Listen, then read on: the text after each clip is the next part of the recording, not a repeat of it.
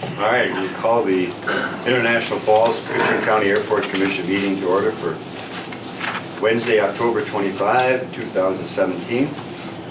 Anyone in the audience has something to bring the attention of the Airport Commission? I do. Please, Laura. I work for Worley Motors, Worley Rental Cars at the International Falls Airport.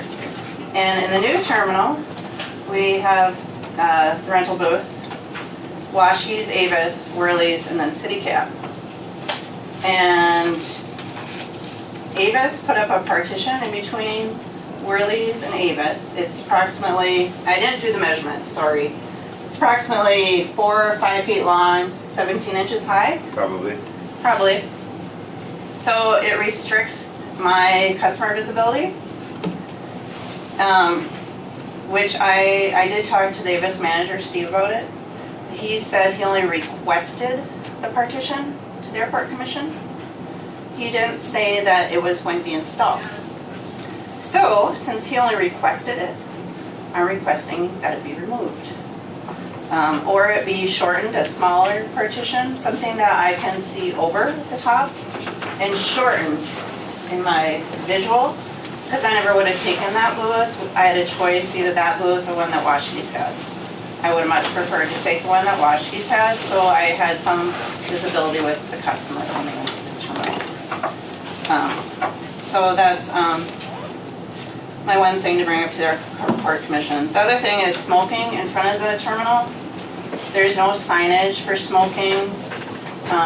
The old terminal, there were like wings to the front door, so smokers would stand to the side of the door. The new terminal doesn't have that, so they stand right in front of the door. The customer stands in the one door, the north door. The airport employees stand in the south door. So either the airport employees need to smoke at a different area, like the side door access, there is a side door that I know of, or something else needs to be done. I don't know what, but I'm a non-smoker. I know there's other non-smokers. I don't know if I'm the only one addressing this. I don't know if I'm the only one addressing this, but I'm sure you're going to hear about it sooner or later. Sure. From somebody. Very good. Thank you. The other thing is parking, and I think that's on the agenda. The first 2 rows on the south side by the new terminal, which would be the closest to the 2 entrance doors, I think should be for customers coming in, not for airport employees, not for rental cars, but for customers, short-term parking probably. And I know there's handicap parking, there's a lot of handicap parking, but probably short-term parking of some sort for the customers. So anyway, that's my input. Most other facilities, it's to load and unload, not permitted. Well, we need a map or a picture of the parking lot and designate those areas. And I don't know that we've got one. You have I don't any? have it. No, and I didn't get one, but it's something that's on our agenda to discuss. Right, I So. see that. So But maybe back to the piece of the partition. the glass partition that's up there. It's also a problem for CityCab. Yes, it is. I'm sorry, I forgot to address that. CityCab is also not liking this partition, nor are the Avis employees, Tara or Serene.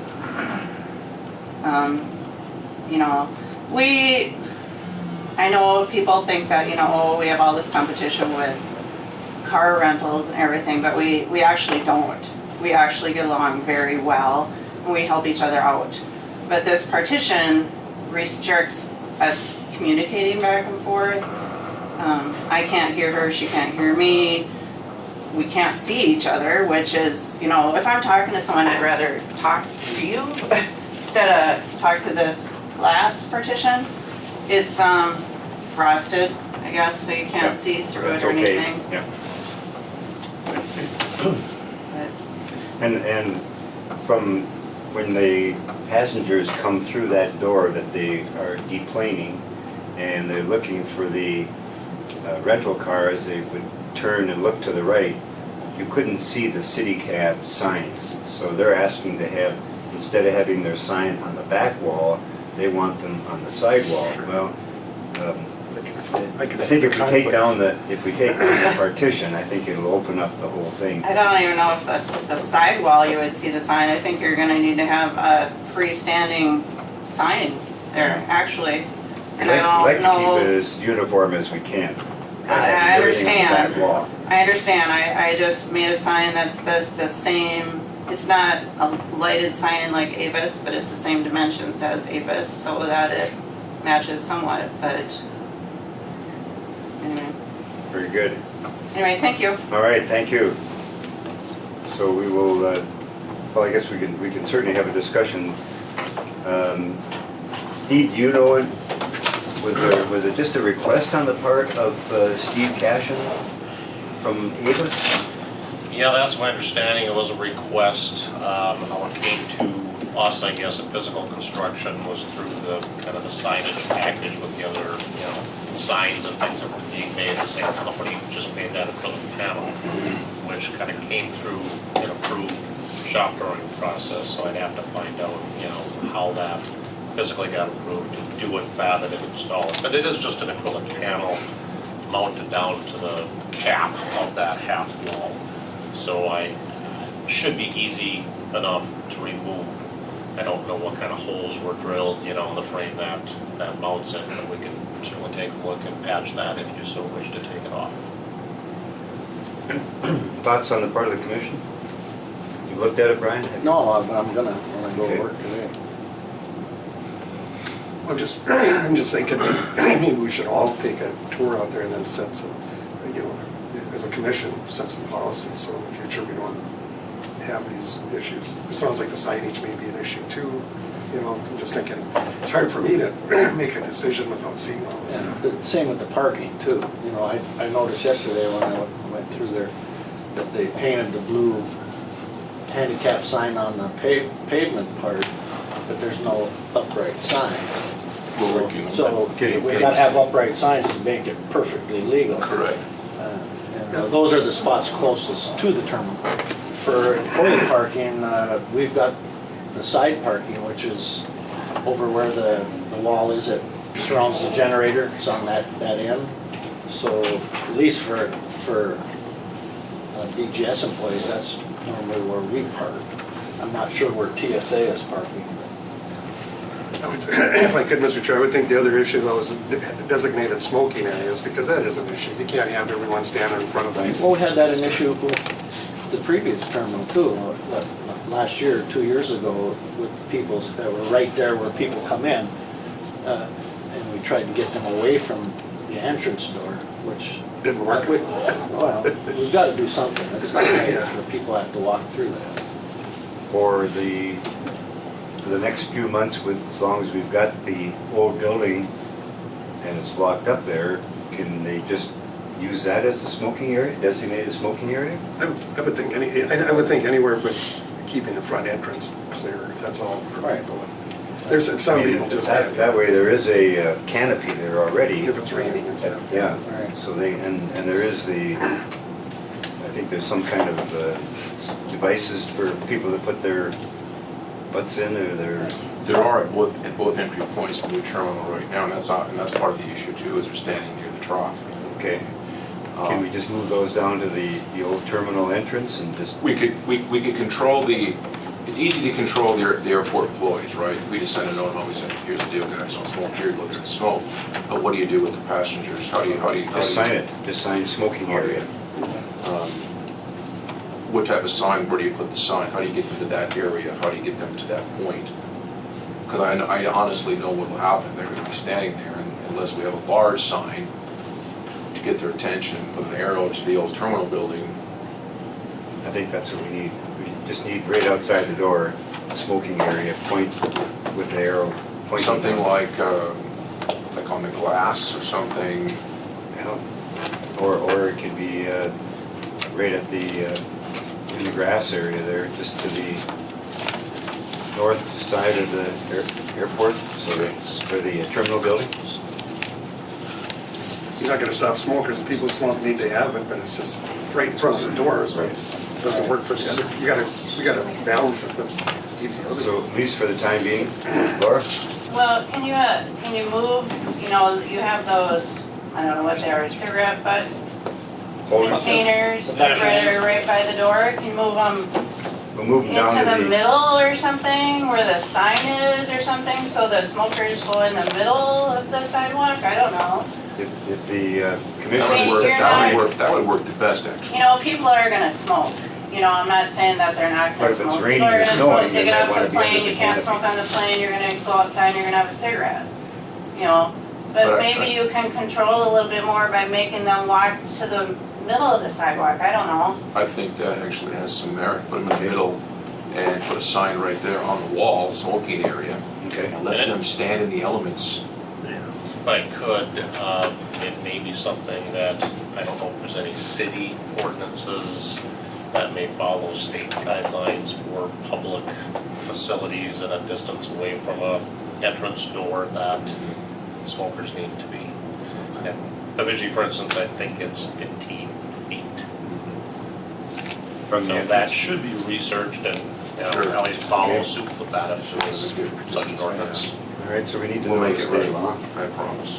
Can we move the containers at least for the We'll time do being? it right immediately, and I'll get on the signs. Okay. And I've been working with Spirit Child Sign and some other signage with the terminal also to share with. So how do we want to handle the others? Do we want to go have a meeting out there sometime in the next couple of weeks? Well, we could do that, or, you know, I mean, that's another option, is to have the airport manager, I mean, he knows, you know.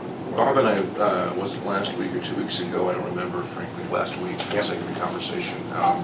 We had you and one of my staff, Haney, went on, we looked at some options for the parking for the cab service, limo service, parking for the car rental agencies. It's in motion right now.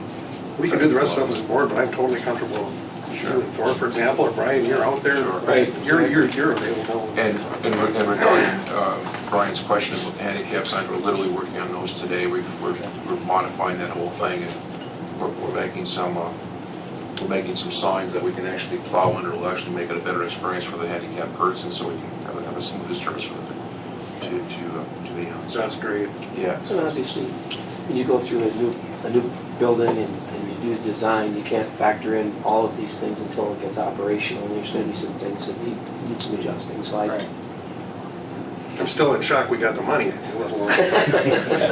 Doesn't all in. If I may go back for a moment, Sure. beat a dead horse. It honestly fascinates me. Minus 20 degrees Fahrenheit, 29 still wind, and they're out there.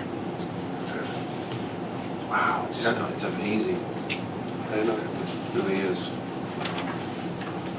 But the parking there should be ample parking to resolve this. We're gonna make it. All right, we will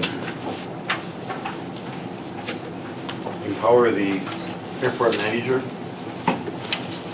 and staff to work on the parking and the smoking. And then we'll, do you want to view this partition and decide, or? No, I'm fine. No, I think it's most important that all the rental car agencies are treated the same, and that's the big issue. Yeah, partition does hinder. Yeah. And if it's an easy fix, and just a couple big screws mounting it to Take it off. pick it up. Ron's right, there's an aesthetic issue to this too, is having a uniform. Right. That makes it fairer, so. All right, a motion to have the airport manager and the chair work with regard to the partition, the smoking, and the parking. I'll move. It's always better to have the airport manager blamed than us. I know. I've got a motion by Commissioner Pavlik,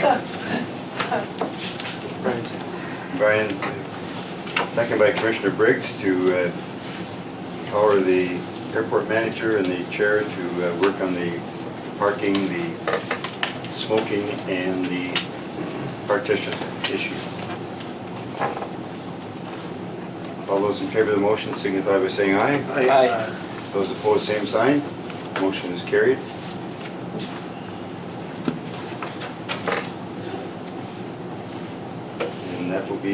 addressed, thank you. Anyone else in the audience? If not, we'll move to the minutes of the September 20th meeting. Move. Motion by Commissioner Nevenin, Second. second by Commissioner Briggs to approve the minutes of the September 20th meeting. Discussion on the motion or the minutes?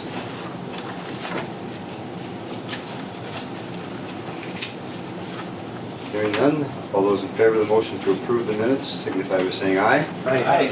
Those opposed, same sign. Motion is carried, minutes are approved. Thank you.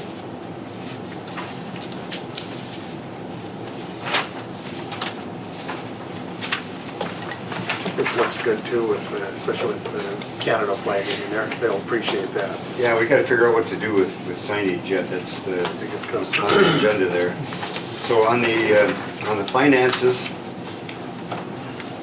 this time we have unpaid claims of $664.74. And those were, those were the ones that were paid, I'm sorry. They were paid because they are utilities.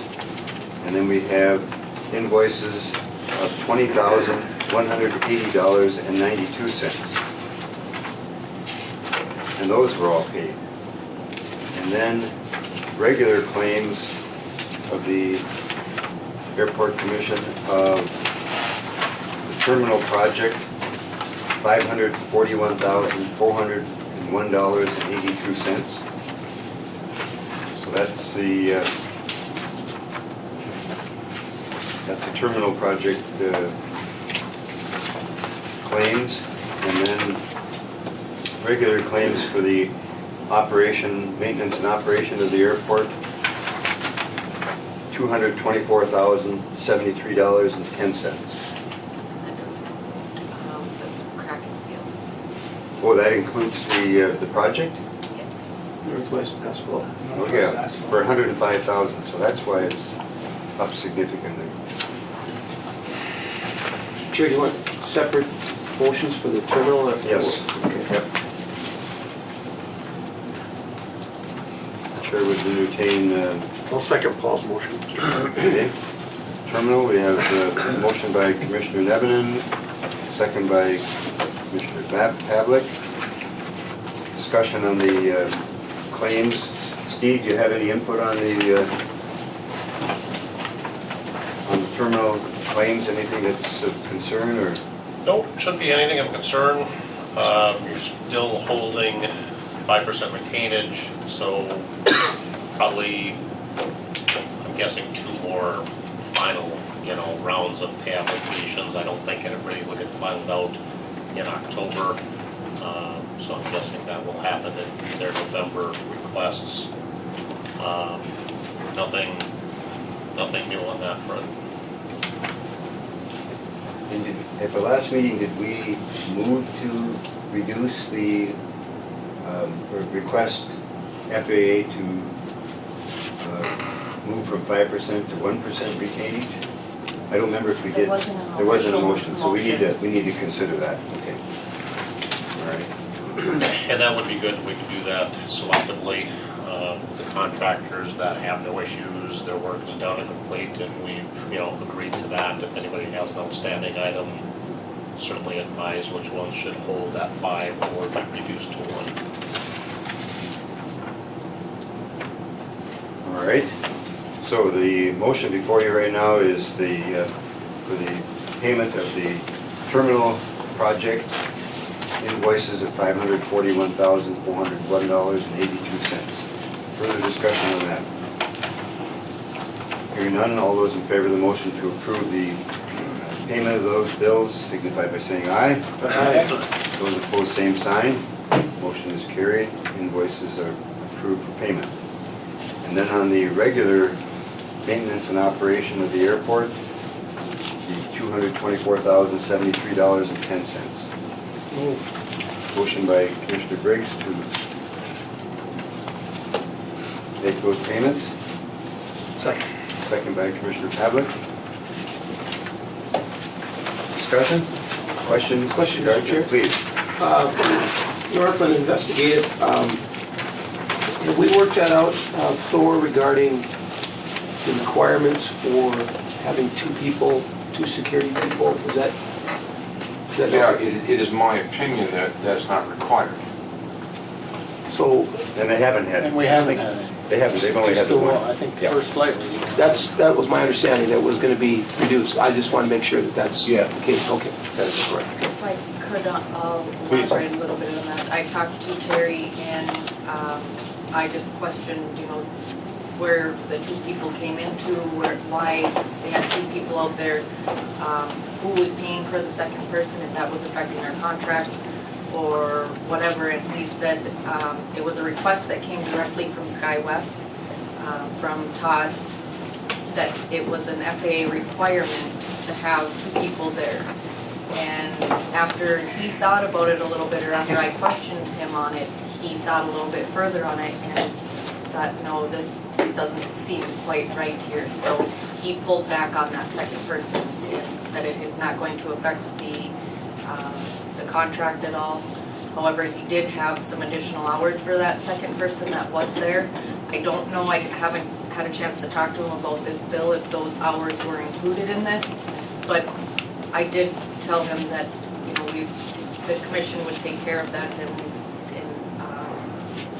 figure it out, but as of going forward, that there's only one person allotted for that contract, and until we hear otherwise from FAA, then, any of that request should have come through the commission and not directly to him, and he understood that, and he thought a little bit harder on that too, and it was just the first initial thing of, being told what to do, and just went ahead and did it, so.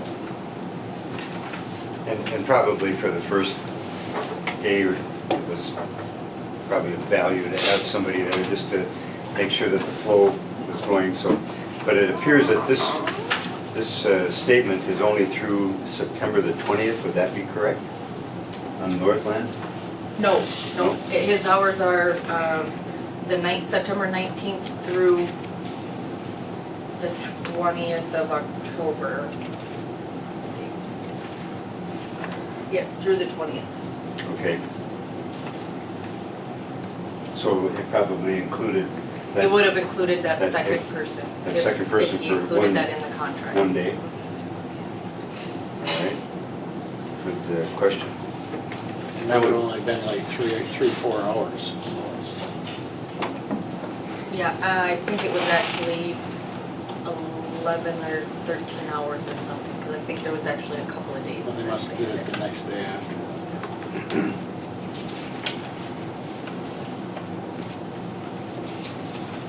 All right. Further questions or discussion? Just one more, Yep, Mr. Chairman. please. McQueen Equipment, we're good to go? Yeah, we're good to go. We're Okay. we're, We get the Christmas card from them? they should give us 6 Christmas cards. So at this point, That's the sweeper? the blower. Oh, the blower. Correct. Been Okay. a very difficult task, so we've just did another major repair on it and test it with the snow and see how it goes. And I know we have additional cleaning up there at the very top of that with Brokaw. We had a lot of extra cleaning of the terminal. And should that be under the maintenance and operation, or should that be part of the terminal project? They're not really a contractor. It should probably be under the terminal. We certainly got a contract with Pro Floor Care to do a final clean as they come in and do it once, I'm sure, follow up, wrap up things, dirty it up a little bit more, so not uncommon to have a little additional cleaning necessary. If Ted took care of that, wonderful, but yeah, I would track it under the terminal. All right, so, but I'm not sure that we've got, do we have a contract, so it would be underneath who? It wouldn't be under contract at this point. You would have had to pay Pro Floor Care, if you will, to come back and do it anyway, Okay. so. Okay, so probably further ahead to have it. You could maybe submit it as an administrative expense. Yeah. Just get an invoice from him and just Okay. submit it as part of your credit app as admin. Can we change that then, that, because the regular cleaning would have been about 2,400, but then we had the additional cleaning that was done. One bill is for cleaning and the other bill is B3. Oh, it's B3. Yep. I'm sorry. I'm thinking that was, so did we get additional charges from Brokaw? If there are true, terminal construction cleaning charges from Ted or Brokaw janitorial, if you wish, KA can certainly process that as well and get it into a building site if that helps. There was some cleaning of the chairs for the opening, and a little bit of additional cleaning. Roughly $1,000. Yeah, I guess I leave it in the maintenance and operation. So permanent here, or is it just? Yeah, it's more. I saw Thor whip his jacket off, so. Okay, Figured something further was up. questions or discussion with regard to You guys the get close. claims? Not, we'll have the chairman place the question on the regular maintenance and operation claims for the airport. All those in favor of the motion to approve those signify by saying aye. Aye. Those opposed, same sign. Motion is carried. Then we should have a motion to authorize the chair to secure from the FAA that we lower the retainage from 5% to 1% on contractors that do not have any items that need to be cleaned up. Motion by Commissioner Pavlik. Second. Second by Commissioner Devonen.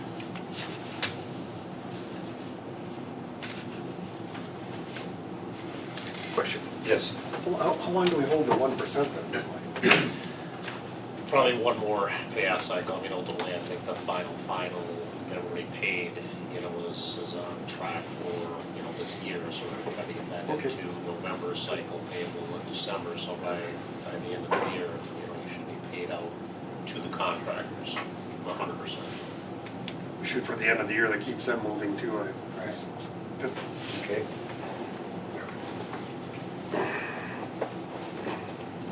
Bob? Please. I think we also need a motion to FAA in regards to the grant, the retainage from the grant of the 10% down to the 1% from the FAA. Is that different? The 10%? Yeah, I was kind of wondering that as well, because usually the FAA leaves it up to the discretion of the engineer or the construction manager to reduce that retainage based on their comfort level that the contractor has completed the work. I think the bigger issue for you guys is the FAA holds back 10% of the total grant amount until you complete the closure report and submit it. So 10% of your total grant amount is a large amount of money that you don't get reimbursed.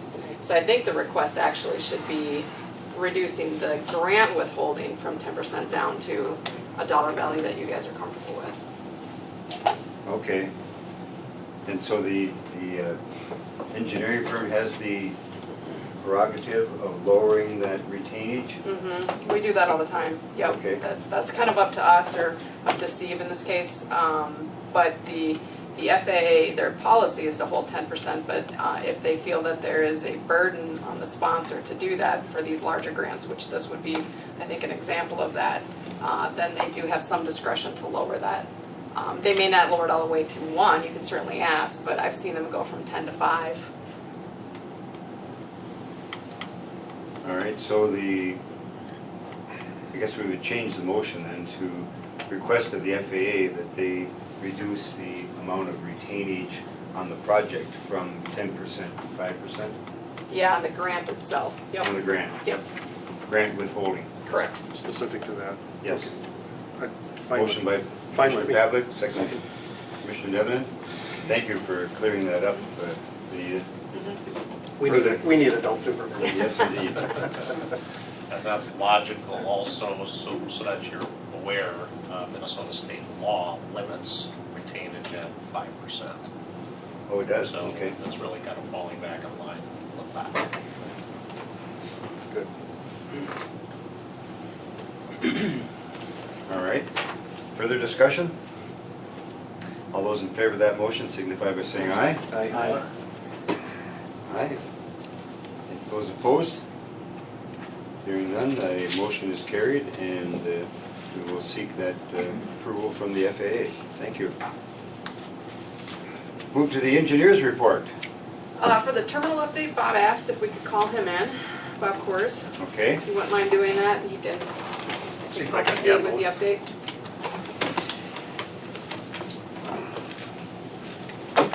Steve, come on up.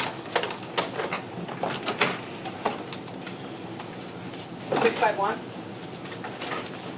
490 2143.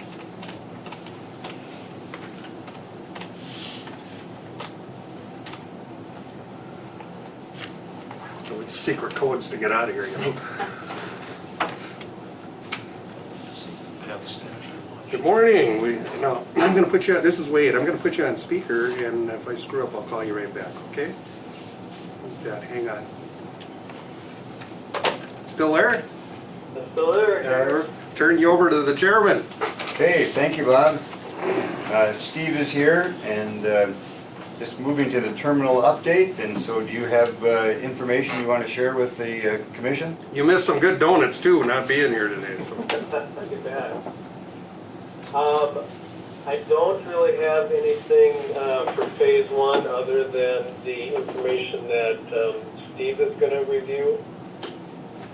So I think I'll just turn it over to Steve, and then I can give a little update on phase two after we get through phase one. All right. Steve? No real updates. I'll certainly, give you kind of our usual updated change log handout. You previously approved kind of a large group of those, which, we're in the middle of processing. Kind of two parts. We're feverishly working on getting all of the contractors their change orders that apply to each part and piece of this log, so that they can establish their final billings. We have, to coincide with that, issued all of the contractors an AIA certificate of substantial completion, which identifies the warranty date for them starting October 3rd, and that was the date of the certificate of occupancy that we received from the inspector. So, as of 10/3, that's sort of the time clock for you. The 1-year warranty period starts, and any of the meters running, if you will, now in your operations, not under construction, gas, electric, water, any of those types of things. I don't believe there's any updates other than a couple minor ones at the bottom. I don't know if I've got a copy of the last ones. A few at the end that we were processing, adding carbon to 2 of the rental car offices, and that was done and completed. And then I added, there was some additional chain link fencing on the 12-foot fence that was more length than they had known about or had bid in the initial document that they had to put up and reinstall. Deer proof, right? If they jump 12 feet, then they're genetically being altered, I think. You weren't around, but we went through a whole scenario where they wanted us to put fencing. What was it, 3 feet deep, if I recall? 4 feet. And 4 feet, and we questioned it, what is this for? They said burrowing deer. And how carried away some of the stuff gets. It's unbelievable. They sit in Washington reading this stuff up, I think. Anyway. That is curious. So no real updates on the changes other than, as we're kind of moving from column to column, getting some of those adjusted. I've got several that I'll review with the chair, after we're done, that were part of the previous sort of group approval, just wrapping up firm dollars on some of those. We'll continue to hone in on them. The goal is to try to get everything wrapped up and settled here in the next 30 days. Yeah, and I think in regard to the change orders, a lot of those obviously have been completed and approved previously. As Steve said, now we're putting them into the FAA format to get those submitted to the FAA for their review, and for them to assign an individual eligibility rate to each change order. So we're just waiting on a few items, but I believe Steve has got several there for you to cite today, Bob. Yes, thank you. Punch list. Punch list is, I'll say, Pass this one around. I think it's 90% Yeah, complete, completed. that's established there. Rick should be off of vacation after this week, and our goal will be to get you back up here for a day or two, or whatever it takes, 3 to kind of keep following through and getting these things wrapped up. There's, bound to be a few additional items that maybe aren't even on the list that we'll certainly keep tracking. And we'll take a look at the jet bridge work on that noisiness and keep looking at those things. Everybody seems to be getting their items done. Rick will kind of review with Thor, kind of a final check off to be sure you agree that they are indeed complete. We'll do it for the commission. So if there's any items that you certainly are aware of that come up, please give me or Rick a call. We'll get it on the list and them checked off. There's a few things, I think that just came up this week. Toilet partition handle, so like that might have came off. There's a couple of corner guards to put on. That should happen here in the next few days. Set a glycol leak for the municipal heating. Okay. Yesterday we had the door lock guy, because the doors are sticky. We got that resolved yesterday, so it's a constant, it's in motion A all the lot, time. lot of adjustments being made. Yeah. Yep, as we kind of get in and start using the facility and, tweak it a little bit here and there as necessary, some adjustments are very logical.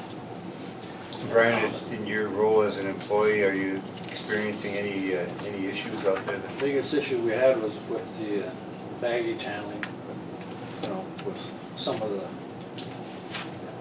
limit Sequencing. switches and things like that, sequencing and everything, but Understand that back in action now? yeah, it seems to have Somebody gone away. found some metal shaving maybe that was blocking one of the eyes or, Something there. okay. But, And did we resolve the long packages?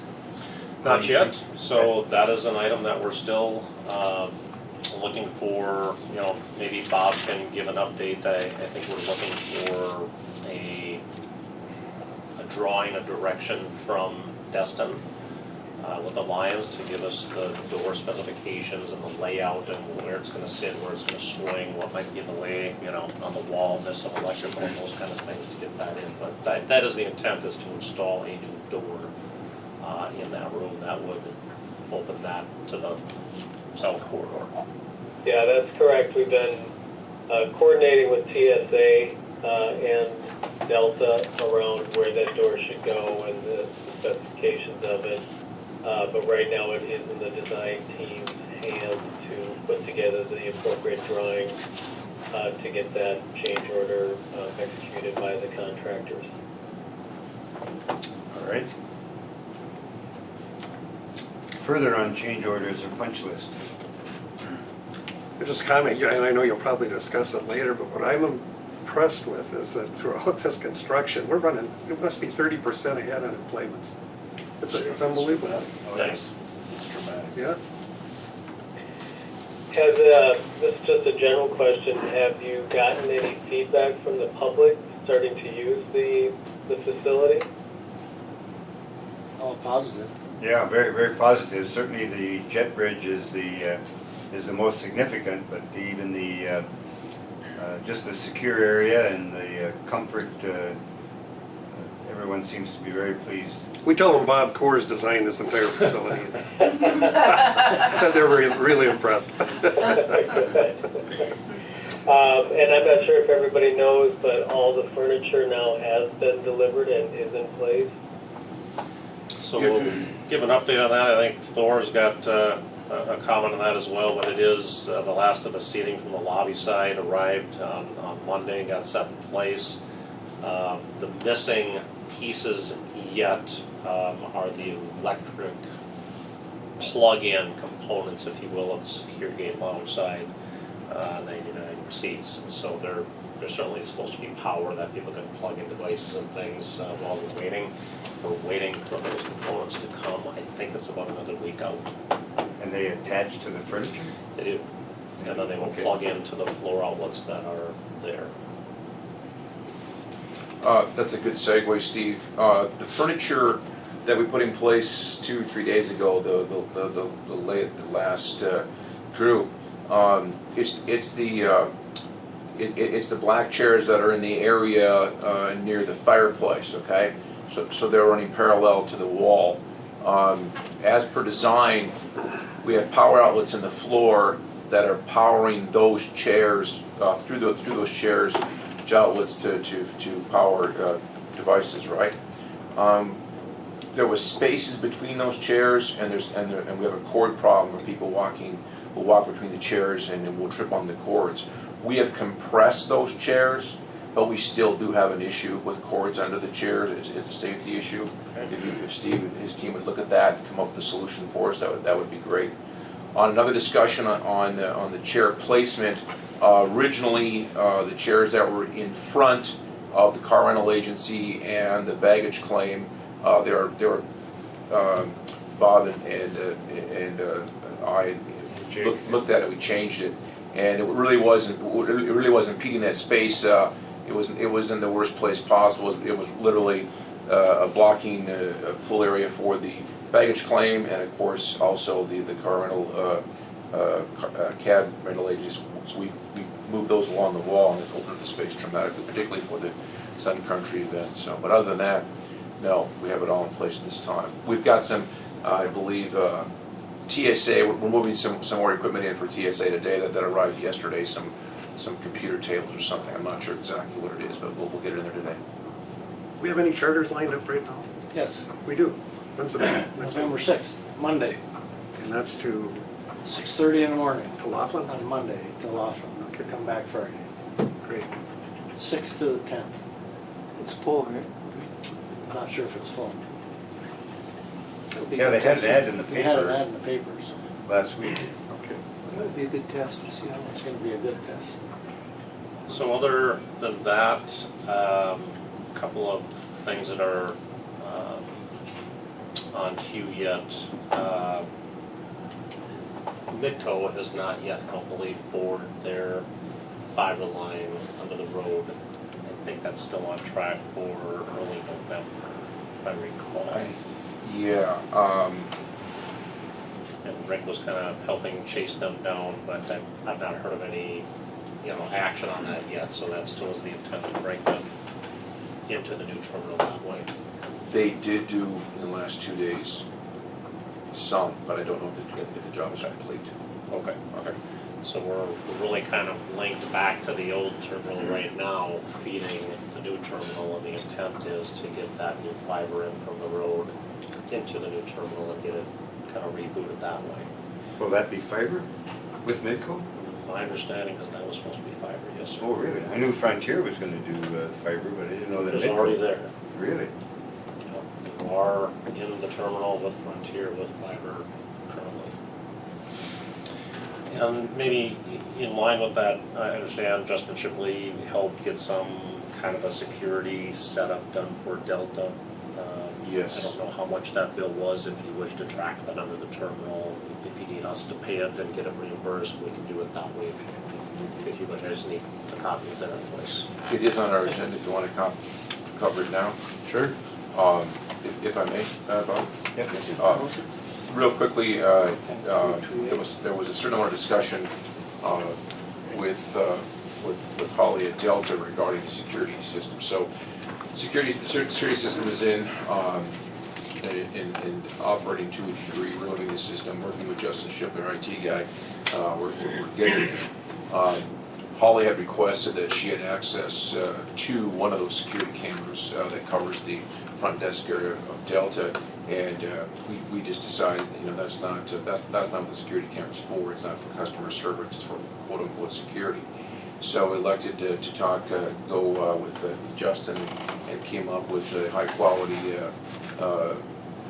camera that It's a Wi-Fi based kind of a home system, but it's professional quality.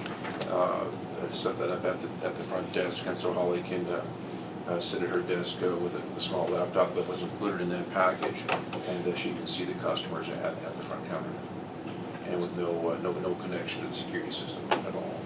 So the manager of, for SkyWest or DGS. DGS, she can monitor the front desk now with that That's change? correct.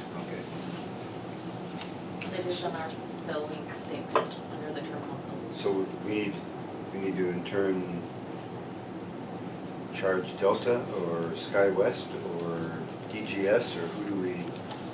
I would think that Delta or DGS would carry that bill. Okay. I know factually that at other locations, there is not a camera there, and you cannot see the front desk. All right, so we'll send a bill to DGS then. Okay, very good. On the security camera issue, this is new territory for us, but we just decided, listen, this is, we take that very seriously, and who's gonna have the access to the codes, to the security system. It's gonna be a post-event review, right? If we have an event, we'll go in and look at the system, but we're not gonna monitor it on a regular basis, There's privacy issues, we're not gonna, get into that world. Well, that's between you and law enforcement. Absolutely. To deal with review of any tapes or anything out there.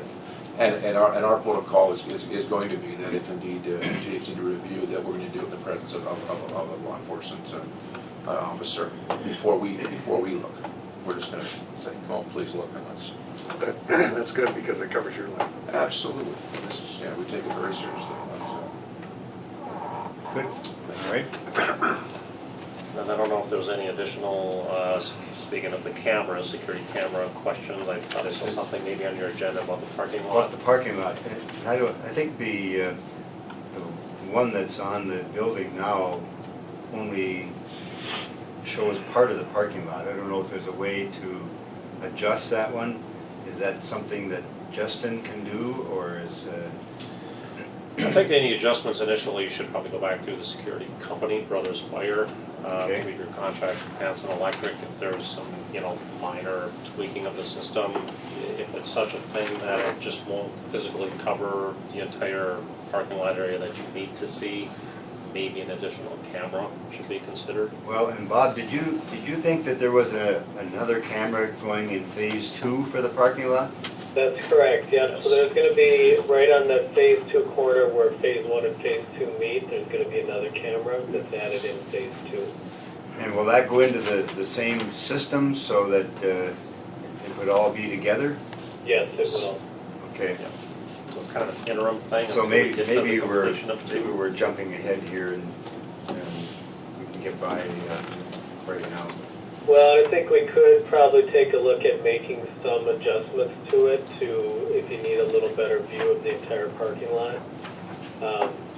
But you will get more coverage once we add that second camera in phase 2. All right, if we can adjust it, I guess we can talk to Brothers and see if they think that camera has got the capacity to span the entire parking lot. Happy to talk to Hanson and Greg at Brothers and tease that out. Let's see what we can come up with. Okay, just ask the question. Yeah. Okay. Very good. Other than that, I know I see in your packet a picture of your Welcome to the Icebox of the Nation sign. I know we had previously talked about if there's anything that you want to do to try to transfer that and move it into the new terminal somewhere. Any way we can assist, just let us know. Yes, I think that's some of the finishing work that we need to discuss.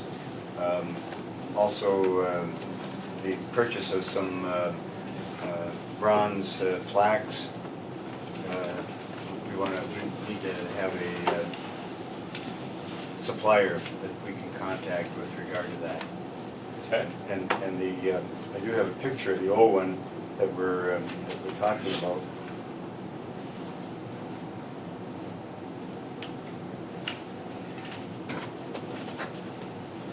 That bronze plaque that hangs and I think that certainly having the county board, city council, airport commission, and the contractors.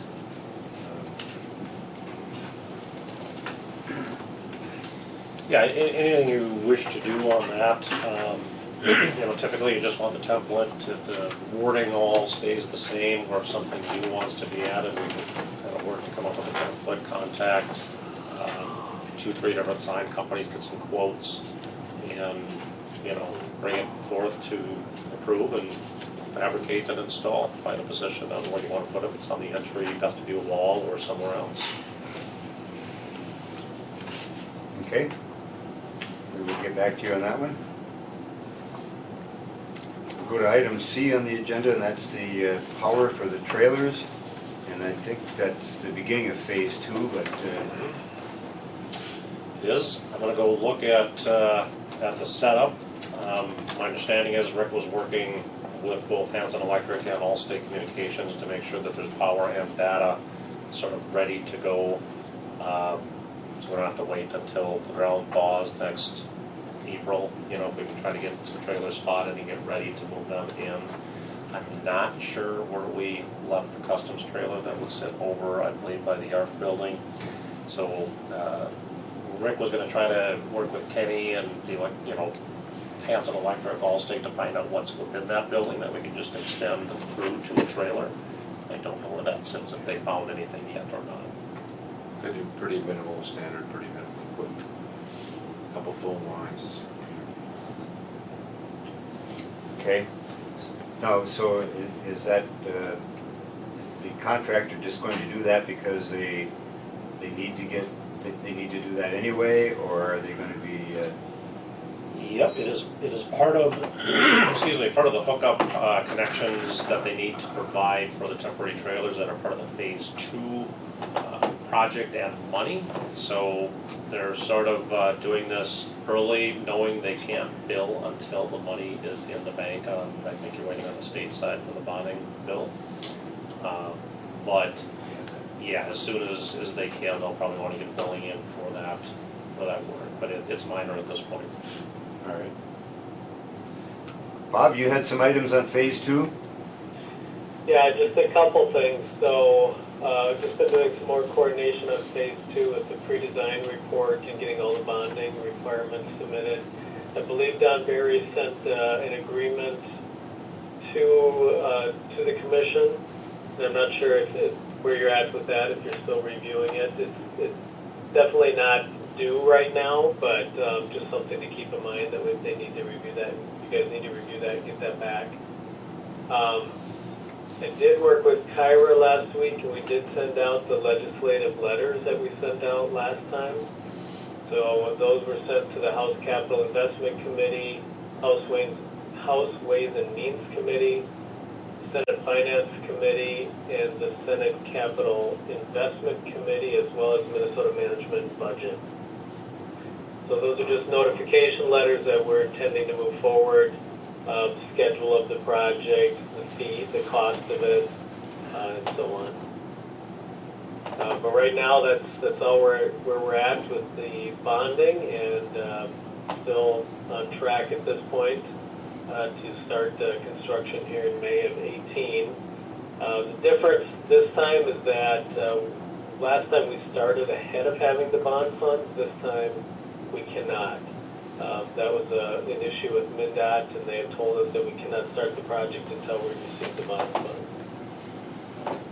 Well, and is there an action that's necessary on the part of the commission with regard to the, when Don Barry gives the airport commission the go-ahead? Do we need to do a further action? Well, it's a GO bond agreement. Right now, you probably will have to approve that general obligation bond agreement. Okay. But that, as I said, was submitted, mid-September. And I assume that's gone to your attorney or somebody's taking a look at that there locally. We'll have to go back and take a look, because I don't remember that one right off. Okay, I'll re-forward it to you. Okay, But there's time to act on it yet, Bob, at the next commission meeting. all right. All right, we'll look for that. Further on phase 2? And that's it for phase 2. All right, very good. Questions on the part of the commission? Yes? Well, Mr. Chair, I apologize because I have to go. Right. We've got the assessment hearing at Thunderbird tonight at 5 o'clock. I have to be there on the Island View project, so if I don't get up there by 10:30, I don't get enough time to get that roof on. But I just want to say, we had the grand opening, and I mean, we couldn't name everyone, but I can't tell you how much I appreciate the work that's been done by SEH. I mean, the aviation division is so professional, and the best recommendation they ever gave us was to hire you, by the way. So it's all worked out, but again, it couldn't have gone better. Credit to all of you. Thank Well, you. it's certainly a great piece of infrastructure for the county and the city. And I think it'll serve the citizens for many years to come. And as we, Great work. as we told everyone, I mean, we were at the point, there was no choice. I mean, it was either remodel or the new facility, and it turned out to be the best option anyway. I think other communities are still amazed that we actually have it. Yeah. Well, the other piece of that is the general public sees this shiny new building and they don't realize all the dynamics that had to happen and the timing and the sequencing and the people that are involved that know how to do this, and then getting through some of the just the bureaucracy of making a project of this scale work. So it took a lot. So And the only other thing I'd add, Mr. Chair, before I leave, I see Kyra had the advertising proposal for, this one is from CKDR, they're in the upper Right. northwest, yeah. And I'm just a big proponent of advertising there because our friends in Canada are some of the biggest customers, and Yes. there's another reason the employments are up. The only thing that's missing here is Kenora, which I think is another target area, but they don't cover Kenora, that's a separate deal. But Kenora is like driving from Virginia, you know, and I mean, there are a lot of people from Kenora that do come down here and get on these aircraft, but I don't know, I'll leave the discussion to you on the amounts or anything, but it's just, I still, my own view is we should continue advertising there because they're a big market for us. So with that, Very thank good. you, everyone. Thank you. Certainly appreciate it. I apologize, Mr. Chairman. good luck. Yes. Yeah. If I don't fall off the roof, I'll see you again. If I fall off that roof, it's not like you get hurt, you're dead. It's all rocks. I'll be standing by. Yeah, Thor might have to come and save me again. Okay. All right, we'll see you later. All right, further, Steve? Nothing further on my end. All right, Bob, anything further? Nothing further on my end either. Thank you. And we'll move to item D on the, thank you both, and we'll move to the item D on the agenda, and that's the temp update. And Benita, I think you get... Yeah, I'll lead it off and then I'll turn it over to Want Casey. to move up here so we can... Sure, yep. So we're off and running on it. I'm not gonna steal too much of Casey's thunder, so I'm just gonna focus a little bit on some of the engineering pieces that we've already accomplished or will accomplish. So we've done the pavement course and soil borings. Interesting information out there, not entirely what we, not entirely surprising. We had pavement cores that ranged from 1 foot to 2 feet. We had basically layers where we had solid pavement, and then we had layers where the pavement was all broken up underneath, kind of strata as you go through, and I'm guessing that a lot of that is water that comes through over the years, and then the underlying layers, it gets trapped, and then over time that water basically breaks down the asphalt that holds the pavement together. So we saw a lot of what we would expect. Braun Intertech is our sub that did all that work for us. We did it via night work here the same week as the grand opening for the terminal. We should be getting their report back before too long, and then off and running on what that means to options for the pavement rehabilitation. The other thing that we did is we did all the wetland delineations, focused on the areas in and around the runway. You know, the ditches around the runway, it's part of what we need to do as far as the environmental overview in Casey's piece. We also extended beyond that a little bit. If we end up where we're doing concrete pavement, we want to make sure that we have a contractor staging area or a batch plant location. So we wanted to vet out some of those issues too as we work through the preliminary engineering with this. And then the last piece is we're gonna do a full survey, topographic survey of the runway. The FAA needs this to make sure that your runway safety areas are in compliance.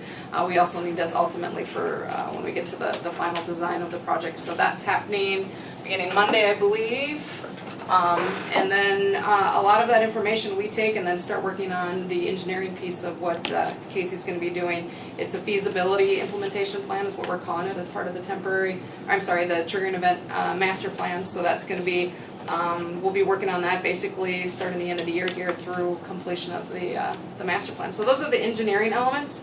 What you have in front of you is a schedule that Casey put together, talking more about the planning elements as we work through this. And again, this was, we worked very closely with Lindsay and Gina at the FAA to develop the scope and the schedule to make sure that we're wrapping this up by next spring so that we can move on to the engineer's design report and then final design and plans and specs for what will ultimately be the first phase of the project. And we'll figure out what that is as we work through this, this planning study. So any questions on the engineering before I turn it over to Casey to go through the schedule? I don't think it's on the engineering, but will your master plan also touch on the zoning? Is there going to be any runway zoning issues that we need to have cleared up before the project can go forward? Or is that not going to be an issue that we need to? I don't think it's an concerned issue that we about? need to address unless you, No, it shouldn't be an issue you need to address, to reconstruct your existing runway. It will be something, as we look at different, likely the justified length for your critical aircraft. It may be, slightly less than what you have, but it's more cost effective just to reconstruct what you have. But that will be a discussion when we talk about a shorter length that you would also have to rezone. So it'll be talked about in that way, but for the project, there shouldn't be any zoning concerns. Okay. If I may, Please. to segue on that discussion, I just can't emphasize enough, and you're sharing, I'm not sure the messenger, just to be sure, but I would just highly recommend that if indeed we get to the point that there is a discussion with them about shortening the length of the runway, then we should vehemently argue and bring in some congressional power if we have to. We worked hard to get to that point. Obviously, cost effectiveness of shortening it plus a safety issue.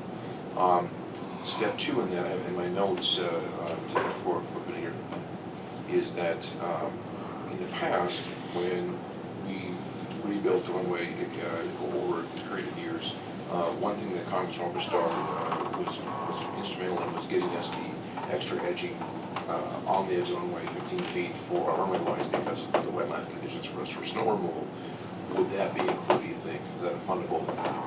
Will the runway edge lighting be able, will that be included too as for in concrete? you mean in replacing of the edge lights? Yes. We are evaluating it. We have an electrical component of this. I think those lights are about 20 plus years old. They're, yeah, to look, it has to be the 20-year mark. It's Somewhere in the there.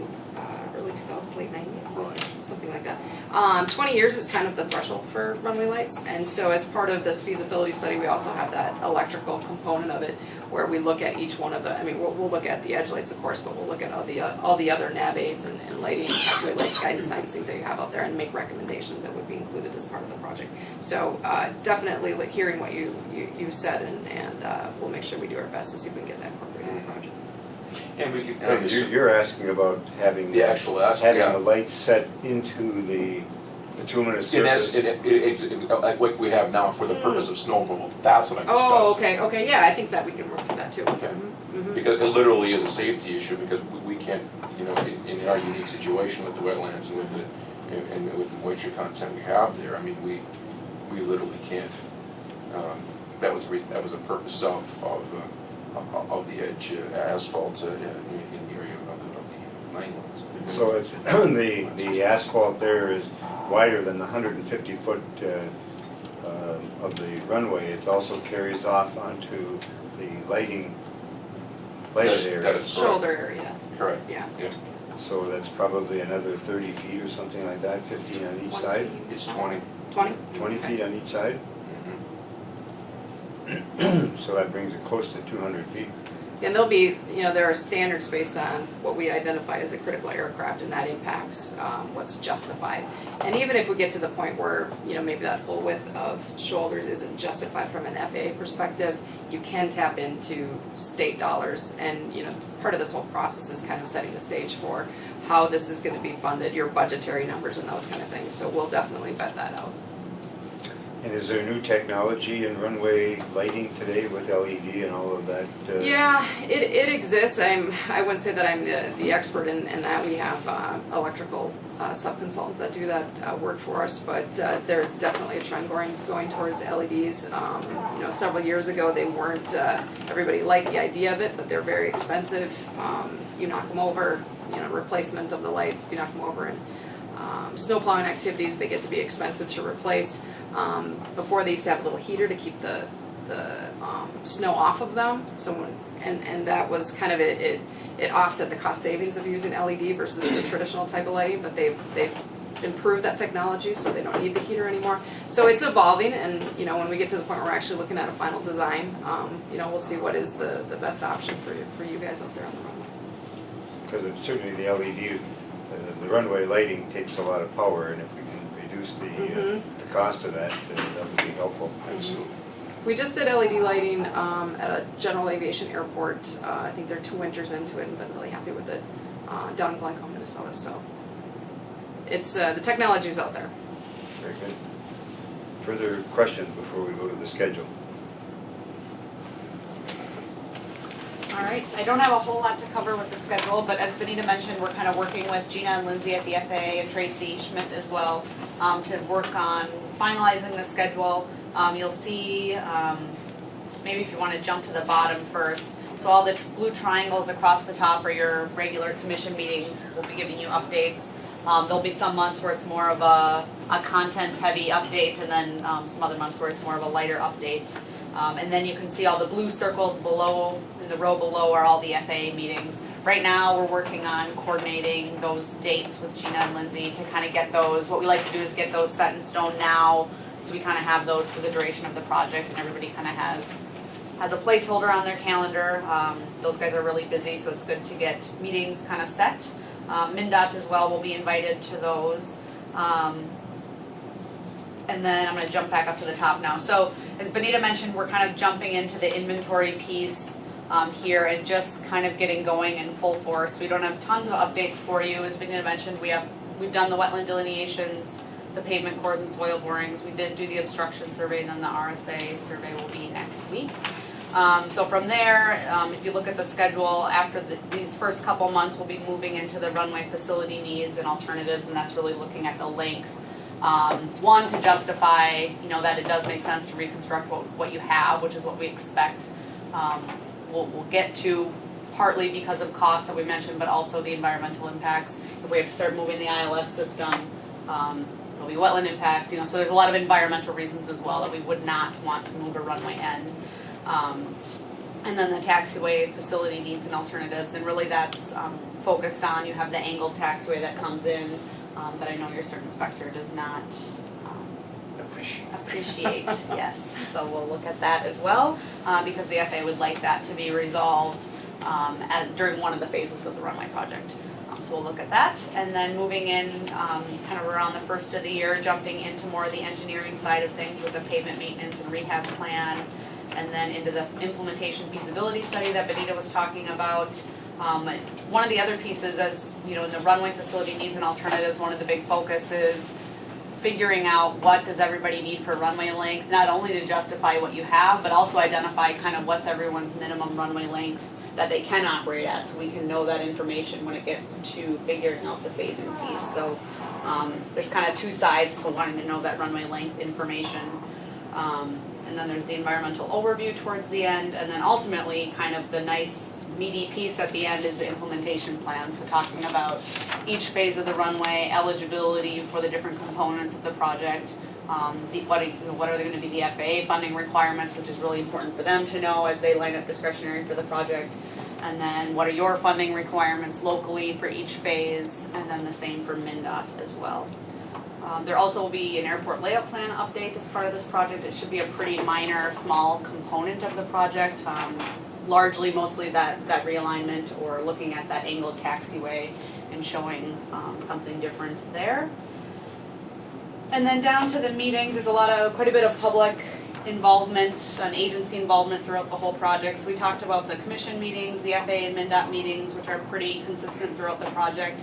We do have a safety and phasing implementation meeting, and I don't know, Benita, do you want to talk a little bit about that meeting? Yeah, I think it's just making sure that we're having the conversations with all your users, you know, what's important to them, a little bit on the runway length, what do they need to be able to operate as we go through these displaced thresholds at each end, and try to leave a, you know, what's that minimum length that we can put in there that's going to serve the majority of the users. So it's basically having those communications, vetting out, you know, what makes sense as far as contractor staging areas, so we don't get in the way of certain operations out here. The goal is to try to make this as painless as possible. Obviously, there's going to be impacts to your operations, your employments, and things like that. But going through this exercise is, you know, basically exploring what can we do to help with that. And then the public outreach kiosk is something that we had talked about with the FAA during scoping. And I think we talked about it here a couple months ago when we were talking about, when Bob and I were here, I think in July, or July 3rd meeting, I think. But really trying to, with two goals. One is to push information out to the public about this project so that they're aware that it's coming up, and that they have the right information as well on what the impacts will be and what the impacts won't be from the project to their use of the airport, both on the commercial employment side as well as the general aviation side and the business that's coming through there. And then also to learn information from those users. You know, is there, you know, a time, you know, sometimes there might be a business in town where they have a month of the year where air service is critical to their business during that month. You know, we want to make sure that we identify what those things are and do our best, if possible, to kind of work around those. So it's kind of a pushing information out and learning information from the public as part of that process. And that was really an idea brought up by the FAA that they thought there could be a lot of good information that we could get from doing something like that. You know, we tend to focus on the agencies and the tenants and the users of the airport, but you have a stream of people, the public, that come in and out of here every day that have exactly what Casey said, you know, good ideas, good information that can help us sort of phase this project. And again, the goal is to minimize the impacts to everybody that uses the airport, not just the tenants and the users, but the traveling public as well. And then I guess more broader tied to that same concept, I know Gina and Lindsay mentioned when they were here last month about Baudette is going to be going through a runway reconstruction project, likely during one of your 3 years, and their runway will be completely shut down. They're also potentially going to be losing their ILS for about 3 years during a bridge reconstruction project. So just being aware of what we can do between both airports, what the FAA can help support to make sure that, you know, this northern part of Minnesota doesn't lose, you know, ILS capability during portions of the project. If I may, it was on my notes. Appreciate the concern on Baudette. Last month's meeting when the FAA was here, and they were very kind and very gracious and very concerned about the overlap between International Falls and Baudette and helping each other out. And theoretically, those concerns are valid. Theoretically, about the Baudette Airport usage overlap International Falls. But historically, it's a totally different. It's even though it's 60 short nautical miles away, it's a total different usage of that airport versus our airport. And I appreciate their concerns about the geography of northern Minnesota, but I truly do not see a concern from our perspective. We want to help Baudette, don't get me wrong, but it's just I'm actually more concerned that our project will be affected by their concerns in Baudette, frankly, because I don't believe that it's two different parties, it's two different demographics using. That may change due to the construction. I think frankly, I think to a real minimal degree. I don't think the impacts will be that paralleling these airports together. Just a thought. I think the only, and I agree with Thor, they are, having worked at both airports, they are different as far as the folks that use the airport. I think the goal of this, you know, really simplifying it, is we want to make sure we're not doing the center section of International Falls while all of Baudette is shut down, rendering, you know, neither airport useful. I mean, that's probably the biggest coordination piece that we see. Aside from that, you Thor's spot on that they are different folks and groups of users for each airport. Mr. Chairman, Commissioner Murphy. the domestic flights are, there's a nice schedule, that's pretty well organized, but all the international flights, are they a spur of the moment thing that we? Yeah, they're 7 days a week, 24 hours a day, but they run right with everything else. Peak employments in the summertime. But it's hard to notify them that the runway shut down. Yeah, we'll do our best to notify them, and they'll also see in their flight planning process that the runway would be down. Here's the concern, very nice. The runway would be down for X amount of weeks of time frame. Regarding that, if I may segue off of that discussion, and I realize we've talked about this before, but about the scheduling at that time. Ideally for the airport, all pretty people involved, of course, January 1 would be January 1 through about March would be about perfect, right? But obviously, that's dreamland. So, but clearly, and I'm not sure if the employment numbers probably reflect this also. But on that corporate side, on that private side, that now before you could kind of bank on the traffic slowing down mid-September, but now we're looking at into mid-October, right? I mean, it's the first week of October really is a cutoff point. So from our perspective, from an airport manager's perspective, and as an FBO operator both, is that I would think ideally you're looking for, if you plug it all in, depends on what your models show you, but the month of October. And that's you get it in November, but of course it also depends on. As you have taught me, is that whether it's an asphalt or concrete, there's a little more flexibility with the temperature of concrete versus, and I'm not saying, I'm just saying, I'm to think about, but obviously it'll have some major impacts over a 3-year time frame. Well, our employments show that April is our slowest month. There you go. And there's things that we can do in terms of the schedule as far as when we apply for the grants. I mean, we could apply for a grant and get that grant in August or September, but we can wait to do construction until beginning April 15th or, something like that. And, again, the scope of work, if we can try to minimize that center section, which requires the full runway closure. I mean, that's probably the biggest goal, and try to get more on those ends, which keeps your airport and your runway open for longer periods of time versus that center section. Further, So I guess I don't have anything else on the schedule. The schedule likely will continue to evolve as we go through the project, but this is kind of what you can expect kind of now through April on this project. Stuff within those months might shift around a little bit. But yeah, this is kind of what you can look forward to. It's a lot of information, a lot of content and analysis that we're going to get done in a pretty quick period of time, so should be fun. Thank you. Any questions I on the like schedule? that. It should be fun. Just a question, what's involved in the environmental overview? Why would you ask that question publicly? And here's the question. I'm sorry. We did the wildlife survey. Oh. People ask me out in the public, why is everything so expensive? Well, Constant. these requirements. And so I'm just curious what's involved in them. Yeah. What will we learn that we don't already know?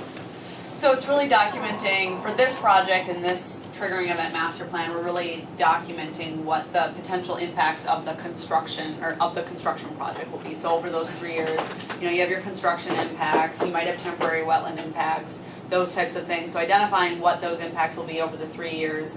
And then really the goal is identifying what the NEPA environmental document will be. Anytime you get federal funds, you have to do the NEPA document. Hopefully it'll be a simple CADX form, which is just a checkbox form, but it's gathering all of the inventory data that you need to support that, yes, we can use that CADX form, and we don't need to do an EA. So it's gathering all of the information and then identifying which NEPA document is necessary for the project. Very good.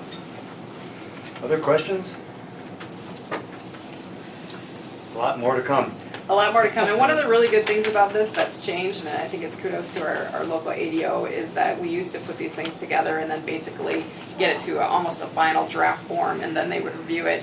The trend now is it's very collaborative along the way. You can see that as when you look at Casey's FA meetings. We work with them every step as she completes a portion of the report. We get together with them, they review it, and we make some changes, and then we keep moving forward. So that's been a really good change with the FA. So we work hand in hand with them the whole time. Perfect. All Right, right, thank you. Sean Thank you. has, Further, Sean's got the yeah, heads, Sean's all got right. Next construction update for you. I can't let Okay. them have all the fun. on the, Yep, for the crack sealing Crack. project that was done some time ago, we have the payment form for that. I believe everything's turned out okay, and Yes, the very good. construction crew is very Yep. good. We were out here with them during that process, so I think everything turned out very well. So with that, we just have one pay application, so there's no retainage, final payment. And I think it was already, I don't know if it was approved in your finance before, so I don't know Yes, if it another was. motion is required, but it's $105,831, and it's complete. So very brief, and that's all there is to it, so. that was included in our maintenance and operation invoices, so we've already approved that. Yep, and this So- will be, once it's submitted for the credit app, it's 95% federally funded, 2.5% state funded, so very affordable. Well, $3,000 locally, so not too bad for That's awful good for $3,000. keeping the runway in good shape. I have a question for Sean. Please.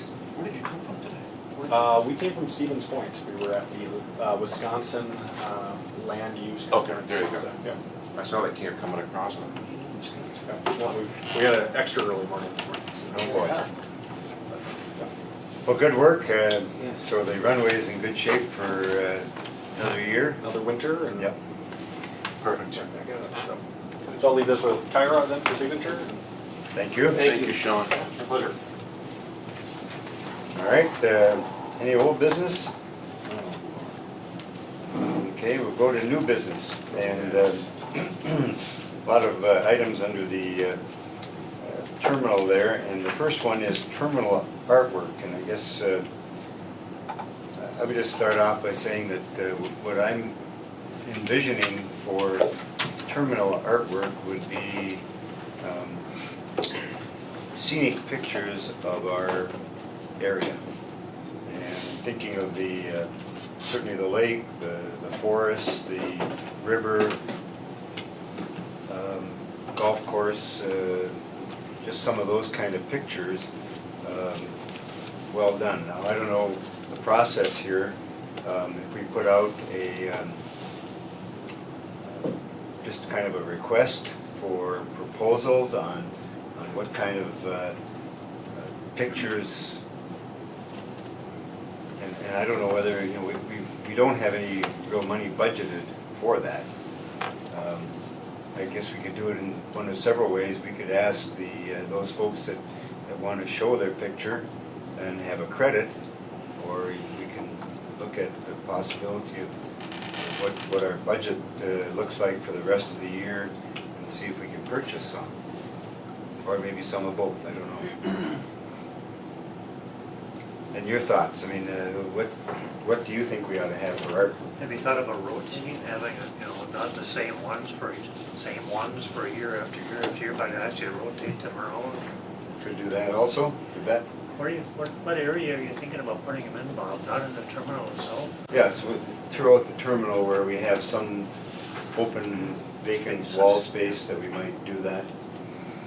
And maybe we ought to combine the flags also. I think we don't have flag poles, and so do we want to take and purchase flags to be placed on the wall of the in the terminal building? U.S., Canadian, state, city flags?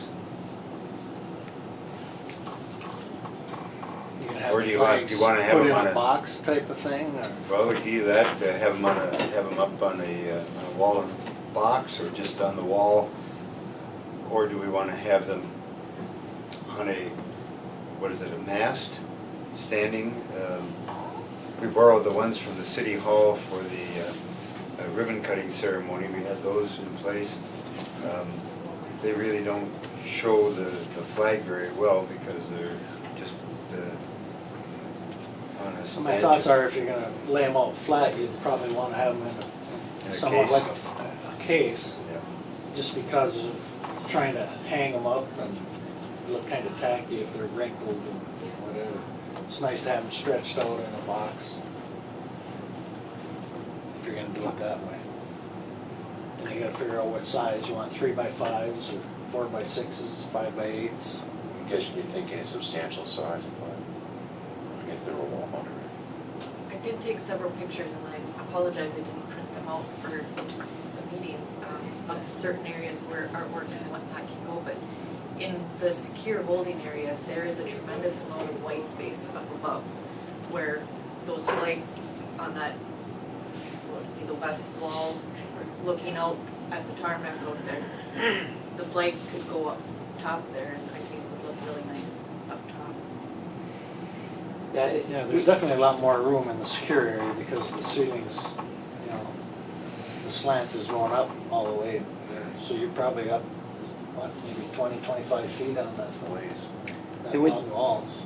And when you get off the jetway, there's a big white wall that you're looking at that lends itself. And my wife is always talking about don't you got a new building, don't clutter it up.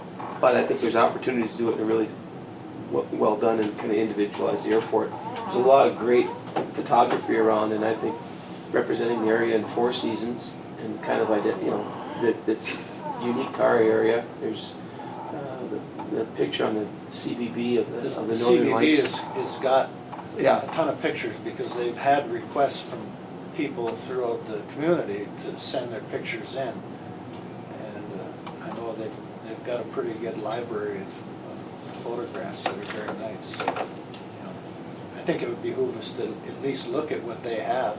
Right, and I think in a cost-effective way, they'd be, probably be the way to go, but I would think that, to your point too, if maybe we could circulate them annually or every once in a while, but there's, I think it's worth spending some time looking at and getting some ideas from the public, and I'm thinking of the library statues too by that local artist. Maybe doing an airplane out of metal. He does a lot of metal work. We could do something like that. I don't know. Just throwing some ideas out. But ease into it. Maybe Yeah. That could be It's gonna something be a that process. could be It's not hung gonna from be the done. ceiling. Yeah, Yeah. Yeah. Some type of aircraft. Because even in the design elements, we tried to do some things that represent the area, but it's you're using colors and fabrics. But I think there's some photography would really lend itself to some of those areas. Maybe on a personal basis, a beautiful flag with a sign, no kneeling, just a One more thing too, at the grand opening, I spoke with Cassandra and she had mentioned the artwork piece, and she said there's actually, I don't know if it's a group or there's areas where they'll do a contest, like a drawing contest in high school and things like that, where these students are spectacular artists and they draw airplanes and just different sorts of stuff like that. She said that would be an idea to look at also, promoting the airport a little bit in the same sense. So she was gonna send me, or I could get more information from her on that sort of stuff, but it's another idea also. And she said some of them have won several contests, and there's actually one kid in Minnesota who is a phenomenal artist of airplanes and aviation, so. All right, so do we want to start? I think the idea of the Convention Visitors Bureau inventory, that maybe ask Pete if he could submit us, 3 or 4 dozen scenic pictures from the area to start with. That's a good idea. And I think somebody said the word ease into this. I think maybe that's the idea here. We just start moving. We have a motion then to do that and to purchase flags and get a estimate for a cost of having them in a case. Sure. Bring that to the next meeting. So, 4x6 flags in case. If you want, the VFW already have 4x6 flags. Oh, do they? And do they donate them, or do they, do we purchase them? Might be able to swing a deal there. Do you know someone over The Okay. one that's in charge of this. Yes, sir. And I guess we have the picture of the welcome sign. Do we want to redo that, or do we want to try to utilize that from the old building? I mean, we need to remove it because the building is going to be locked up. But She's a beauty.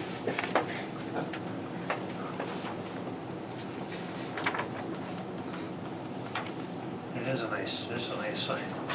Does it look old? There's been 7,242,000 photos of that sign.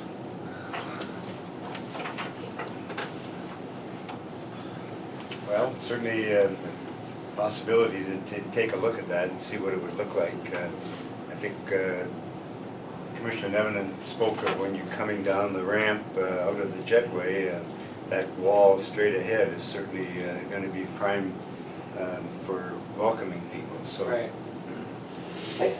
and there's actually 2 levels there. Right, yeah. I think that's appropriate to put some sort of signage. To me, this is still, it's a little bit dated, and with this fresh look. And I know the Icebox of the Nation, I don't know, I'd like to see that go away. I really would, even though, I mean, there's really no value other than, For weather testing. well, they're already here. I don't know, I disagree with Paul. I think Icebox of the Nation, people, I don't know what Thor said there, 7 million people have probably taken their picture in front of this sign and taken a picture of this sign because they come to National Falls and they say Icebox of the Nation. It's, well, if you've been involved in recruiting people here, Icebox of the Nation is no value at all. In fact, it's a huge hurdle to overcome. And I know I it's understand that. imprinted in the nation, people know it on the weather station, but to me, it's a real negative. I mean, we could, you know, But that's what we're known for. well, It's cold up let's here. be known for something else. I mean, it's really tough to overcome. Well, But I know there's 2 sides. And maybe, I don't know how this is constructed, but maybe a different frame, because we've got a lot of, I don't know the proper term, aluminum iodized or whatever however it's finished. Brushed aluminum. Brushed aluminum look to it. So maybe seeing about the framing of that in a brushed aluminum look. Is that enough flags? Yeah, what? I mean, if you redid this and had this look nice and modern and like it fit in there, would that be enough flags, or would you want No, I think you want another? to have the a real a U.S. real flag and proper one displayed in the terminal. All right, so can we seek a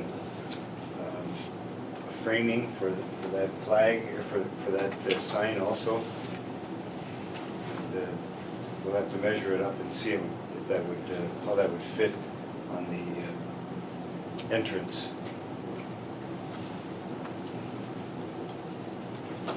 Further thoughts? And Steve, you're going to get us the names of bronze plaque suppliers? Yes, sir, I will. I'll research a few of them, some maybe already done. Vieva Sign, Todd Signs out of Duluth does a wonderful job. You know, it's just something they typically would order and cast, and I don't think it's terribly expensive. But there's a few signage companies that can do that. Happy to have them look at your whatever becomes of the icebox sign if you wish, also to just kind of create maybe that aluminum frame if that seems to fit the theme of the building. I think it's about a 12-foot wide sign if I remember we measured it up. It's more than 8. I guess 12, 3 by 12. Yeah, probably 3 or 4 by 12. We're just in the top 10, you know, on the Weather Channel the other day. Oh, yeah, okay. Well, there's no doubt we get a lot of advertising for that. Worst places in the United States for weather. Please. Just from a statistical point of view, it's fascinating on the cold temperature. Yeah, we're the second average coldest place in the United States, including Alaska. We're only second on average temperature to Point Barrow, Alaska. It's totally insane, but true. 37. Well, people see it as a kind of a badge of courage having coming here, so. I'm also Especially in Paul. January. Well, I'm actually asking myself, what are we doing here?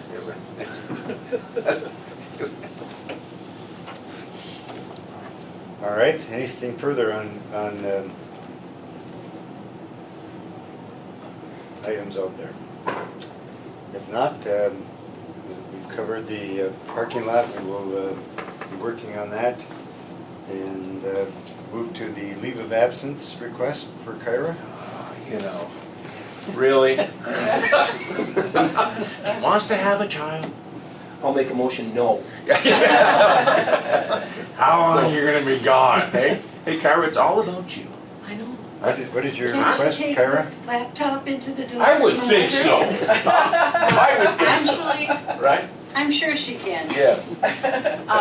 My proposal would be, my estimated leave would be roughly March 1st, I'd go out. But I would, because this position is so detailed, in order to train somebody to do my stuff while I'm out, I'm guessing I'll be out for 3 months, 12 weeks roughly. That's the plan as of right now. So, my proposal would be to obtain a laptop where I can check the emails, respond as I need to. I can still prepare, you know, the credit apps for the grants. I can do the financials. The only piece that I probably wouldn't do would attend the meetings and do the minutes and that sort of stuff. But I would prepare all the documents for the meetings and make sure that everything was in order and stuff. So that would kind of be where I would go with that at this point. Can we build like a baby room in your office? Sure. We'll just move the meetings out there. That would be fantastic. So we're looking at March, April, and May being the months. And if you had a laptop computer, that would be sufficient. Is there an estimated cost? What do they run generally, about 1,500? No, I don't think they were that high. No, Is that I high? think the one I got from the VFW was like $500-700. I wouldn't, yeah, I would Okay. say probably not more than 500. And I can transfer, you know, stuff onto that computer from my desktop, so then, and then I can connect the two so that it would coincide with everything, but. you know, it also points to the value that Kyra has brought to the position and what, especially during these big heavy lift projects, that just how much time and what she's brought to it. So, yeah, I think that makes perfect sense, and want to keep her happy. So, Yes. I would think that would make a lot of sense. And I would even suggest possibly that Joanne Smith, who's part of our office, could ask her maybe if she would take some of those duties in terms of minutes and working with Kyra on some of that, since she's already in place. Maybe we could shift some of that. Just a thought. Be logical. Same office and everything. Okay. So, can we tentatively, or can we approve a leave of absence for, at least tentatively for March, April, and May, and then include in the motion a purchase of a laptop with sufficient capacity not to exceed $1,000? That would be owned by the Airport Commission. I would make that motion. Motion by Commissioner Nevenin to approve a leave of absence for the Executive Secretary of the Airport and include the purchase of a laptop computer not to exceed $1,000. Is there a second to that motion? Second. Second by Commissioner Norby. Discussion? Or further discussion?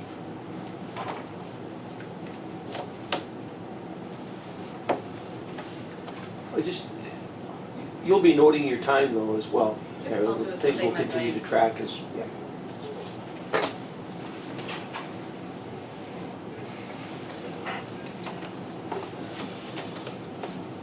All right, no further discussion. Chair would then call the question on the motion to approve the leave of absence and the purchase of a laptop to continue airport operations. All those in favor of that motion signify by saying aye. Aye. Abstain? Abstain. Any opposition to that motion? So we have 3 commissioners in support of the motion and 1 abstention. The chair rules that the motion carries and the leave of absence is approved, as well as the purchase of a laptop. Okay, thank you. Anything further under new business? Not, we'll move to the manager's report. Yes, we've covered quite a bit on my agenda, on my list, but starting off the day before yesterday, today being Wednesday, we were informed, we being Hibbing Airport, East Falls Airport, that the FAA is now enforcing a new rule, which is very interesting. On our lighting system, on our Mauser lighting system on the 1-3 runway, which the airport owns and operates, the FAA is now requiring that we have a licensed person not for the repair. Fascinatingly, the regulation states that you have to have a person who can sign off on the training, on the maintenance done on it. Okay. To the FAA's credit, they came out of the gates very hard on Monday morning, threatening to shut down our lighting system on the 1-3N, which would affect our lighting system 1-3N, etc. Sean Gramosh, Hibbing, and myself got on the phone. The FAA, to their credit, actually had 2 folks that drove up from Minneapolis yesterday, met with us and with the Hibbing folks, and if we don't get the paperwork / documentation in place by January 1, they actually threatened to shut us down November 1, which was kind of interesting. And through an honest discussion with them, we said we were not informed of this, and we were standing on good solid ground, and they said, yes, we realized that they were not. We said, thank you. But to get to the point, what I'm recommending is that we use a gentleman out of Duluth, Escalade, Ernie, who currently works for us on our ILS, on our maintenance for the 1-3 ILS at this time. And Hibbing will be hiring Ernie for a fee of $3,000 per year, as is recommended that we do also. And that's the fastest and cheapest and most efficient manner to keep the FAA happy, to be sure that they don't shut us down on our lighting system on 1-3. Commissioner, Can you clarify, what are they asking for? a certified, They're asking for a certified, they're asking for a certified person who has gone to the FAA school to sign off on the maintenance of said module. We have the documentation. So it's not the maintenance itself, it's the That's correct. certification that it was done And we by? had, and interestingly enough, and I don't want to get too far in the weeds because it'll only take me 25 minutes to build the clock, but we have the maintenance logs because that's required. This is really bizarre. On the 139 FA side of the deal, they require us to have maintenance logs for all our equipment, right? All the navigation, anything that we're responsible for, we literally have a binder for. So we have the documentation of the maintenance, which the 139 inspector looks at, yeah, great, you're doing your work. But another division of the FAA is saying, well, no, you can't do that. You have to have a licensed person to sign off on the maintenance. The FAA isn't saying the maintenance is done correctly. They admitted to us, oh, we know it's done correctly, it's in tolerance, it works, we know that. But we need the paperwork to prove that you have a person who's certified to sign off. so the maintenance is done by who? At this point in time, Tim Jackson. Tim Jackson, who's a Correct. master electrician? Correct. And that's not sufficient for the FAA regulations? That is correct. And so they want someone who has been through the FAA certification process to come and inspect? Yes, yeah, inspect and/or be on a contractual basis, which also would be actually more costly because you're gonna be looking at like an $8,000 tab to send to the person for 2 weeks of school, et cetera, to get them certified. And then there's recertification of the certification, which is totally, I know it sounds crazy, I know that that's the FAA. So what you're saying, to have Tim go through the certification and stay certified would be more expensive than Definitely, hiring this individual. absolutely, So, but basically, we're being asked to spend money to get somebody's signature absolutely on effective. documentation. Mhm. Again, the public asks, why is everything so expensive? This is a prime example. There you go. Boom. And to the credit of the 2 gentlemen that I met with yesterday, they admitted this is crazy. I mean, this is, Well, I mean, I'm trying to understand what problem existed that requires Nope. FAA certified person. I mean, a master electrician should certainly understand and have the qualifications to make things operate. and they were even aware that he has installed 3 systems. That he's literally installed them. So- Install them and does the maintenance. Exactly. And they said, we realize that, but you still don't make the cut. But they threatened to shut down. Honestly, they said, we're giving you a break. So you were forced to kind of. So the individual is who? Ernie, right now, Ernie's from Duluth/Esco area, and he works closely with Midnight Aeronautics and with the FAA on situations such as this. And we contract with him, actually the state contracts with him right now for the maintenance and the upkeep and keeping the 1-3 ILS in tow. But I thought that was owned by the FAA, that the And he ILS. is, right, the 3-1 end is. What about the 1-3? He is contracted by the FAA to maintain their Equipment, correct. okay. So they're saying he can do it. Sean and Hibbett is going the same route. Did you get the email chain? Maybe you didn't. I'm sorry. Forgive me if you didn't. I don't remember it. Okay. So we need a motion then to enter into a contract with this individual for certification of our electrical work on the ILS On the Malzer. Mauser system? Correct. Okay. That's an annual, it will be, or Continual. Continual. Yes, it's 90 days. It's a check every 90 days. But for a fee of $3,000 per year. not 3,000 per year? Okay, that's okay. Because we have not budgeted that $3,000, so I'm not sure where we would take that from. We should have enough maintenance and operation. Maintenance of equipment, we would have enough money to pay for that? I think so. Do you know how he's gonna, do we pay that, You'll bill. he'll bill us? Correct.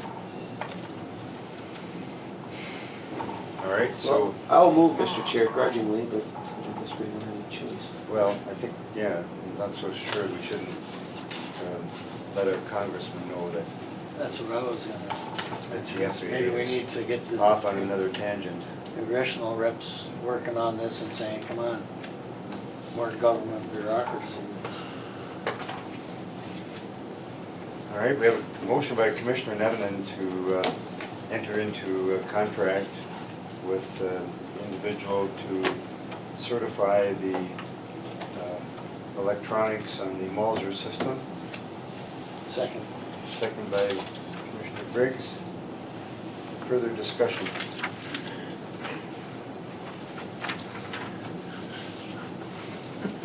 Only in America. Unfunded mandates. Amen. Further questions? Hearing none, the chair would call a question. All those in favor of the motion to enter into a contract for the certification signify by saying aye. Aye. Those opposed, same sign. Motion is carried, and we will enter into a contract. Thank you. Further? I could talk for 6 hours about things of that nature. Interesting humans walking through glass doors. The old terminal had the sliding glass doors that were from the center out. So you'd walk up to the door, relatively self-explanatory, door split in the middle, went out, you'd walk through. New terminal has a split door, correct? Okay, so one half of the large glass area opens, one half is stationary. And we watched and monitored, and literally we had people walking into, it is now marked, walking into the non-sliding side. A certain Carlos Anderson employee, who was not Steve Trudeau, who will go unnamed, excuse me, did I say that? Forgive me, was saying, I can't believe people do that. He literally walked out. And did it. I'm not just there because it's the truth, right? And I would walk up to that baby and I'm like, excited, because the sensor's in the middle, right? You don't, it's a split, it's a 50-50, right? And if you're like me, challenged, you gotta make a plan. Anyway, so I've worked with Fairchild Sign in Little Fork, and it's work in motion. We're getting there.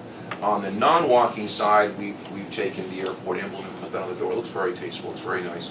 And on the walking side, because I'm a simple man with a simple mind, it was basically literally walk here with 2 red arrows.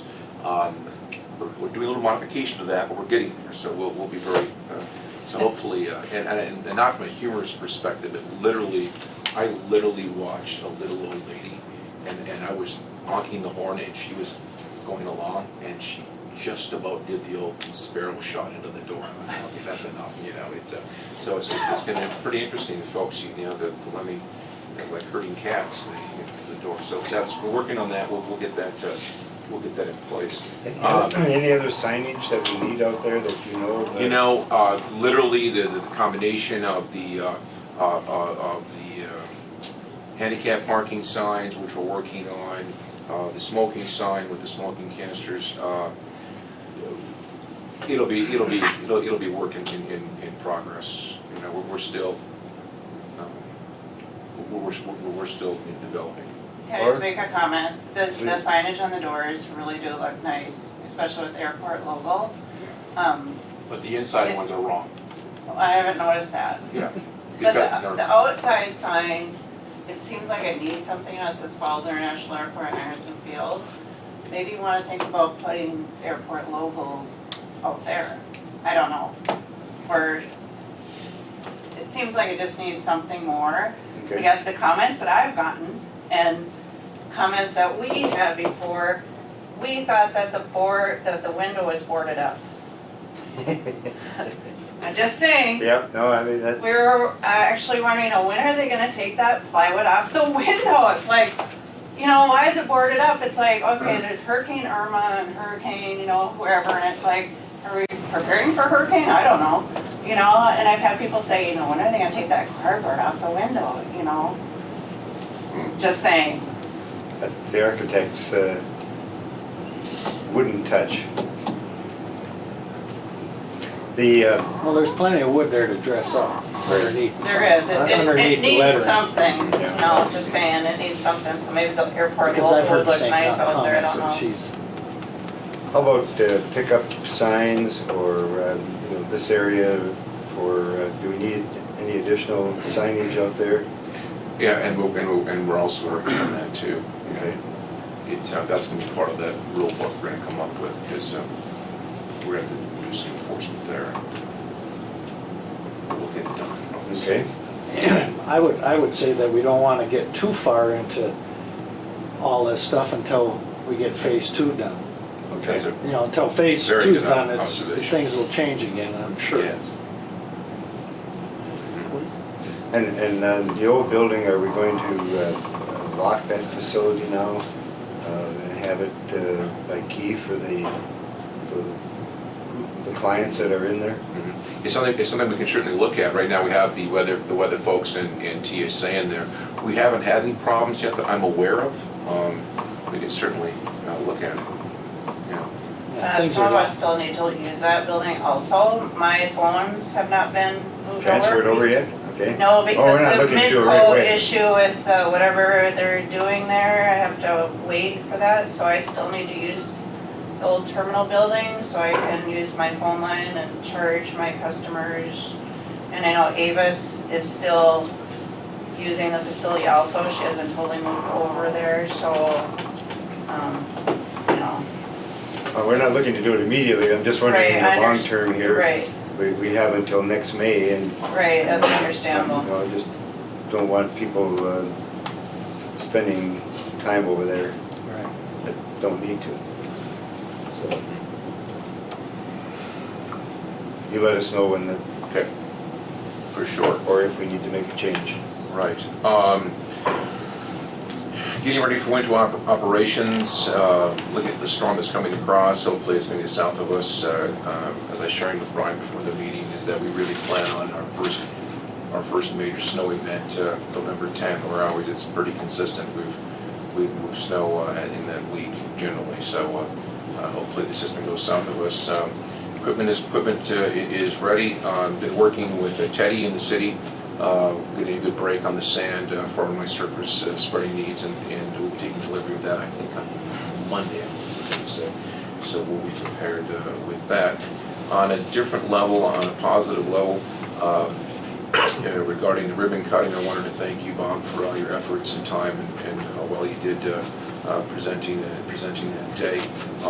Also, I thought it was a very kind gesture from Brian Ricks to come up from Minneapolis for it, to Director of the Minneapolis Airport, and John from the Duluth Airport. It's very kind of Tom him. Werner. Did I say John or Tom? Tom Werner. Is it Tom? You told me I've called him John for 2 years. I swear to God, it has. Is that why he looks at me kind of like? No, I learned something. Right. That's good. Certainly great to have those folks be a part of the celebration along Just with the truth. Lieutenant Governor. Yeah, I thought that was very nice. Yes, that's it. Thank you. All right. Further Chairman, questions? Just a please? question for Doc. The old terminal building, the Yes. lamp lights, Yes. do they need to be on? Yes, what we're working on as we speak, we're going to try to figure out a way to put that into the system on the same photocell that we're running the ARF lights ramp areas, because those lights, as you know, are really important for our winter operations, for us, for snow removal, and for nighttime for customs area. The only reason I asked is because I noticed that they were on all day long Right, and for electrical use, so I went over there and turned them off exactly. during the day. Right, and Tim's working on that for us right now, because what happens is, when we're moving snow in the evening, we want as much light as we can, but also most importantly for customs, because those lights really augment that area over to customs, well, thank you, yeah, so. But it would be nice if they'd go on and off. I would automatically. agree, yep. We still have the one, by the way, segueing to the terminal, you notice the one LED bank on it. That's not Yeah, working. but I know that Nate, his name is not Tom or John, it is Nate. Yeah, is working on that panel. Yes. Thank you for telling me. Wow. That's All right. Thank you, Thor. Thank you. Secretary's report. Marketing. Marketing piece, I have put in there the updated marketing tracking sheets with our new grant, or the grant for this year. They have extended it through December 31st because we received it so late, and then the new grant will not be starting until January 1st of 2018. So I took and extended this out so we kind of know where our grant track, or our marketing tracking is for the year. And then working on the new budget for next year.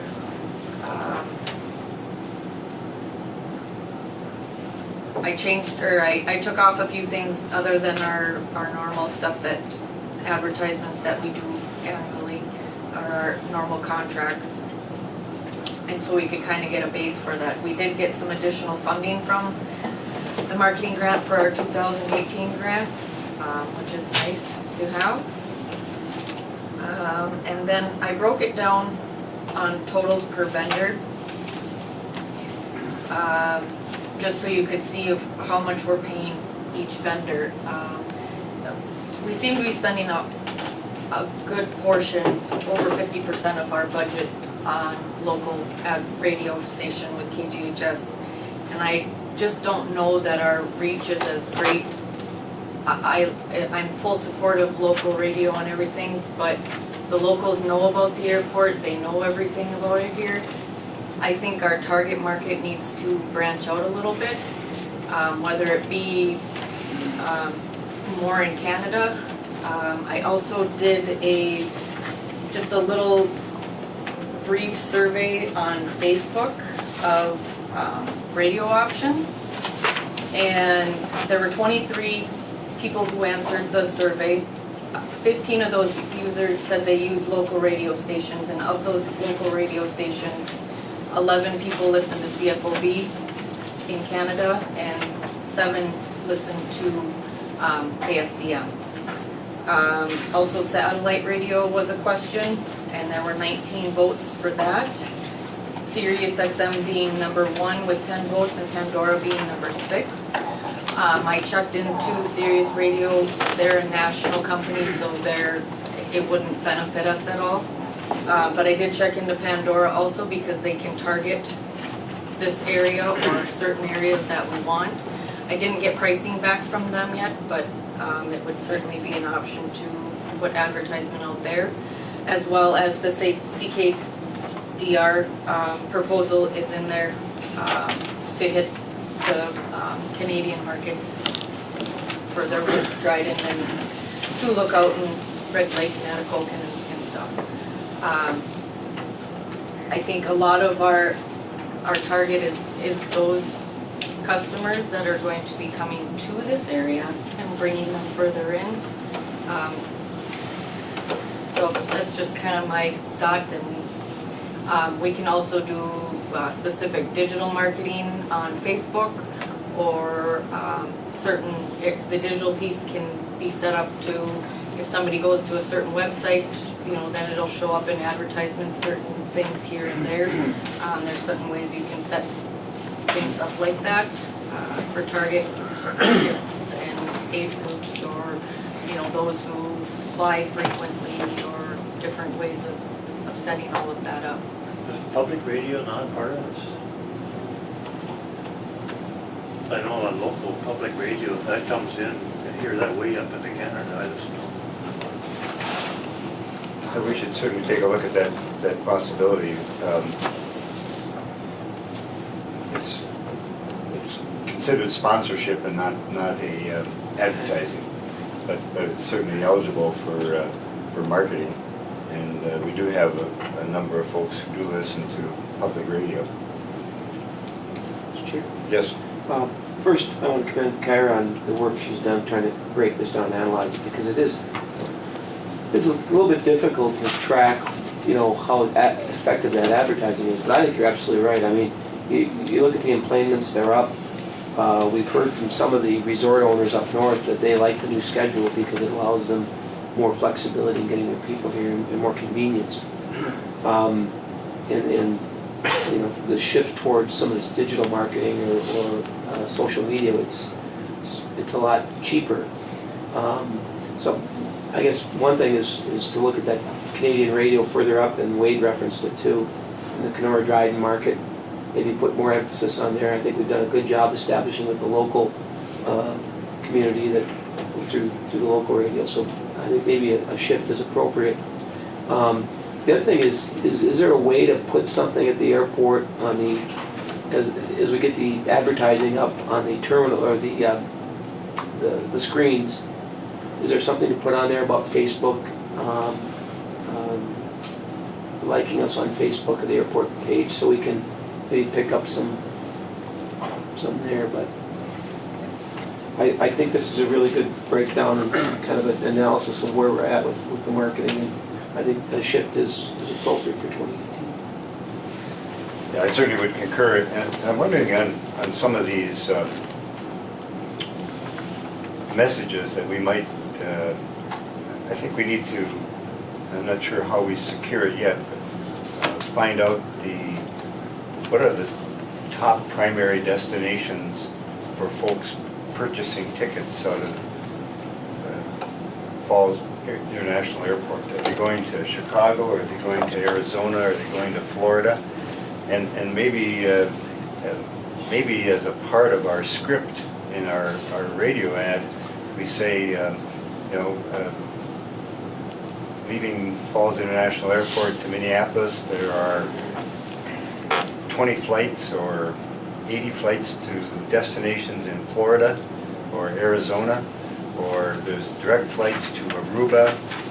I think we need to go beyond just the falls, so that folks are thinking about. I had an individual in the last day come and say he's going to Arizona. He looked up his ticket price, and he got what he believes is an outstanding price for a ticket to go from here to Phoenix.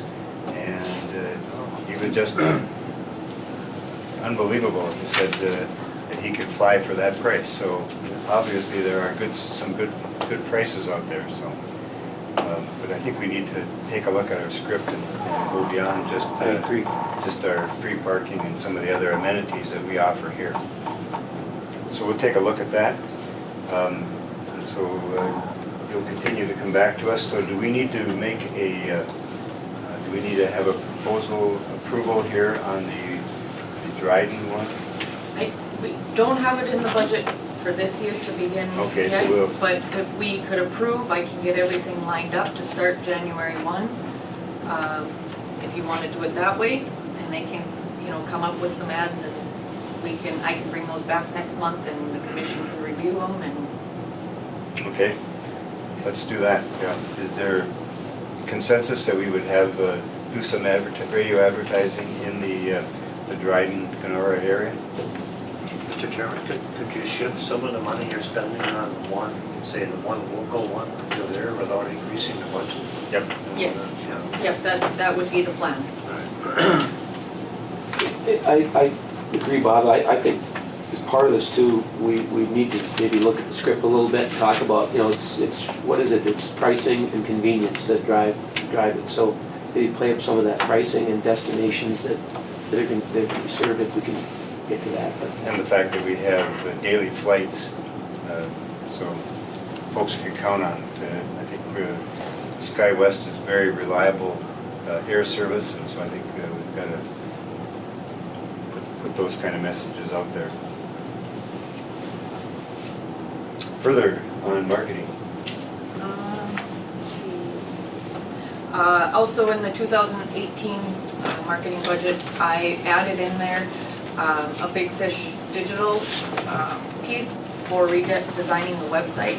I think our website is a little outdated and kind of needs some tweaking and just some updating. With the content, I think is okay for the most part, but it's very wordy and it needs to be a little more visual. So I think updating that will help a lot too. And I had initially put in there 2,000, but then I received an email yesterday from Scott at Big Fish, who gave me a final proposal, which would be it'd be a total for the website rebuild of $2,910, and then it would be a monthly investment of $20 for the hosting. The maintenance piece he has down for $100, but I feel I'm doing the maintenance now. I think I can handle it going forward, so that piece we wouldn't need. So it would be the $2,910 and then the monthly $20 for that. And so that would be in the 2018 budget? Yes. That would be done? Yep. Okay. And yeah, and I think we need to look at pictures and everything. I think there may be maybe some prop planes in there, and I think we need to get those off and show the jets. And the jetway. And the jetway, yes, good idea. We're running one ad, our contract with the Journal for their digital advertising on their website. We had a couple ads where you mentioned the prop plane. I did have them change that picture out to one with the jet bridge and the airplane. Good. So that one was You're on changed top of out. that.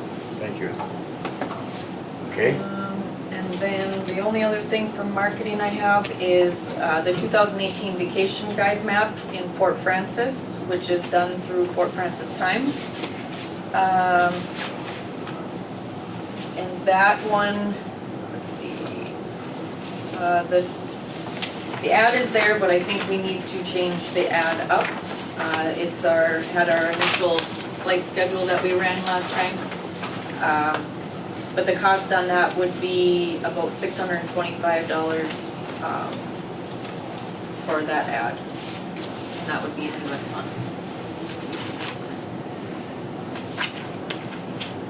I think we need to ask them to redo that. I don't know that we need to have, I don't know that having the schedule times right now on there any longer is necessary. I'm thinking here again, something that talks about daily flights to the Twin Cities. From the Twin Cities, there's daily, I don't know, 200 or 300 or 500 destinations, daily destination flights. And then also some of the other amenities, that there's free parking and there's Wi-Fi and new jetway, just again, maybe even a picture or something like that. I would suggest taking out the flight times and that information up top and putting in a new photo or a few new photos of the airport, one with the jet bridge and maybe a front of the new the terminal or something like that. Keep the non-stop on there. How big is the ad? It's this size here, so Okay. it's not very large. So all the wording gets, a lot of people, it doesn't draw you in very well, so I think a picture is definitely needed on there. Good.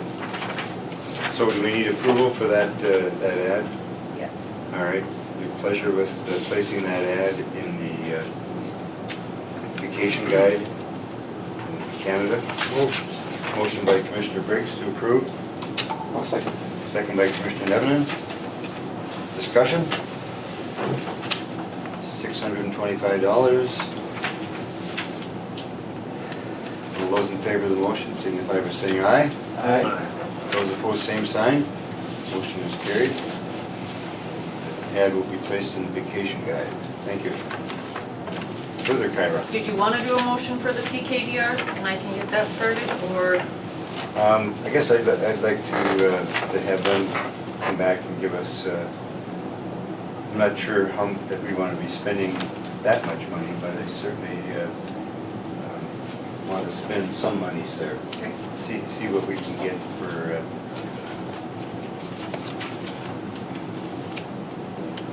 And those 6 months, that doesn't necessarily, we can pick the 6 months that we think are the most targeted. Back to something that go.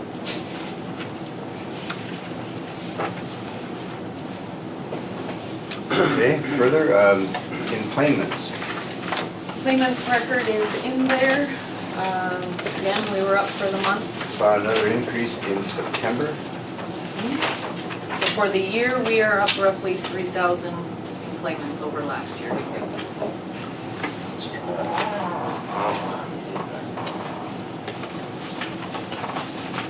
People still don't believe it. I think people don't believe us. And that kind of segues into another piece. Tricia Heibel at the chamber contacted me with some questions of the airport terminal and the flight schedule and things out there, as she's gotten some calls at the chamber on the new terminal and the flight schedule. And after talking with her further and answering some of her questions, there seem to be several misconceptions on both the cost of the terminal, employments. There's quite a few things that people in the public just don't fully understand. A lot of people think that the whole terminal was paid with local funds, which is not correct. And so, And they're all experts on Facebook. yes. Oh, yes. Ambiguity. Yep. And the flight schedule is a very large one, especially that morning flight. I get a lot of negative feedback of that morning flight being gone. And people just don't understand. I know it was brought up last month where Hibbing is struggling with that morning flight. They're only having 14 roughly people on those morning flights. And, you know, it's a struggle. And so, you know, when we have the numbers that show that our It's employments proof. are up, you know. Definitive. Yes. So she questioned doing a lunch and learn with one of theirs coming up, and I said, you know, in my eyes, it would be a good to kind of clear the air with the misconceptions and whatnot, but I referred her to Mr. Anderson to, you know, further that and see where the commission would The stand. facts. But Don't confuse them with the facts, right?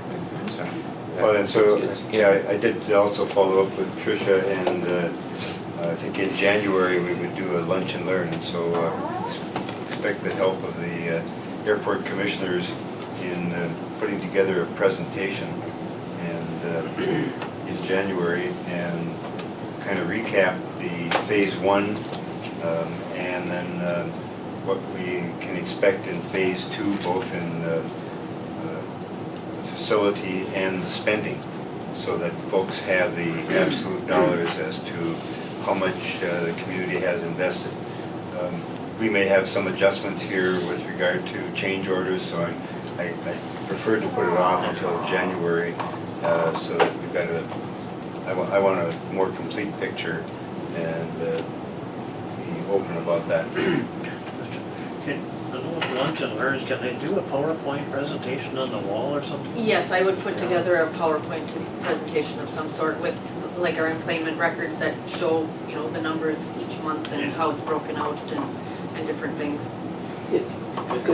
You know, another helpful thing as part of that is talk about pricing and have some actual examples of flights out of here to different destinations and the cost, because, you know, it depends on a lot of factors, obviously, but there are some, and I've heard from people too that say, man, I was able to fly to Dallas for, you know, Tim Anderson, at least an example.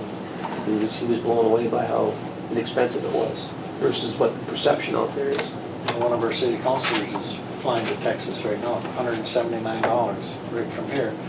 So it was cheaper for him to fly from here to, I'm not sure if it was Dallas, Austin I or think. Dallas, Yeah. but he's renting a car to go back over to New Mexico where he originally was gonna fly. But it was so much cheaper just to fly there and then rent the car. And that's what he's doing. So I think, you know, in addition to the terminal finances, I want to talk about flight costs, I think schedule. So there's a number of things to cover in doing a lunch and learn. I think also maybe doing the electronic presentation is good, but I think maybe having a piece of paper in hand that people can take with them, that, you know, here are the facts of what has been spent or what the costs were. So That'd be a great idea is to, you know, break down the costs and then have it on the flip side shows those employments, right. you know, as real. And it's a good thought. Do you need a motion for that, or we just? No, I think we just plan on doing that. Good idea. Bob, let us know if we can help with the presentation, or if you need any information from us, we'd be happy to help out. Very good, thank you. Further from the secretary? The advertisement screens in the terminal, we don't have anything up on there yet, but I did get a firm price from Big Fish on creating the advertisements, and so I can start putting together a letter. I'm just waiting on one more piece. I was working with Rolene at Marco, who is kind of the behind the scenes piece of the advertisement screens. And I wasn't able to gain access remotely, so we had set up a VPN, which is it's being worked on currently. So then I will have remote access, and she will fully train me on how to use that system with putting the advertisements on the screens, changing the information, setting up those templates and doing different things. So once I have all that in place, then I will send that letter out to all advertisers, looking to see, if they want to continue, or, and then, I'll put a thing out on Facebook or something for additional advertisers if people need it and costs and whatnot, so.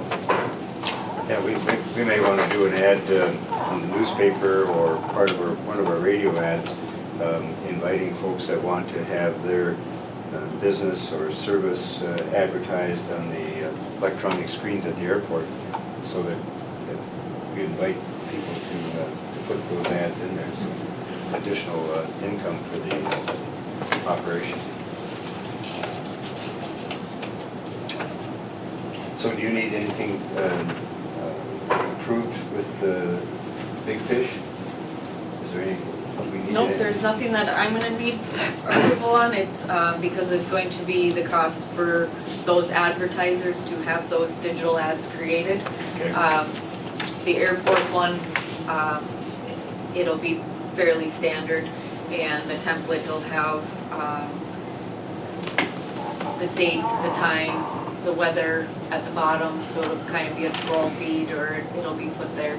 And I thought that would be the best template because it's gonna draw people's eyes. There aren't many clocks in the terminals, so people are always wanting to know what time it is or what the weather is like outside. So those are certain things that will be on those screens to be able to help draw people to those advertisements.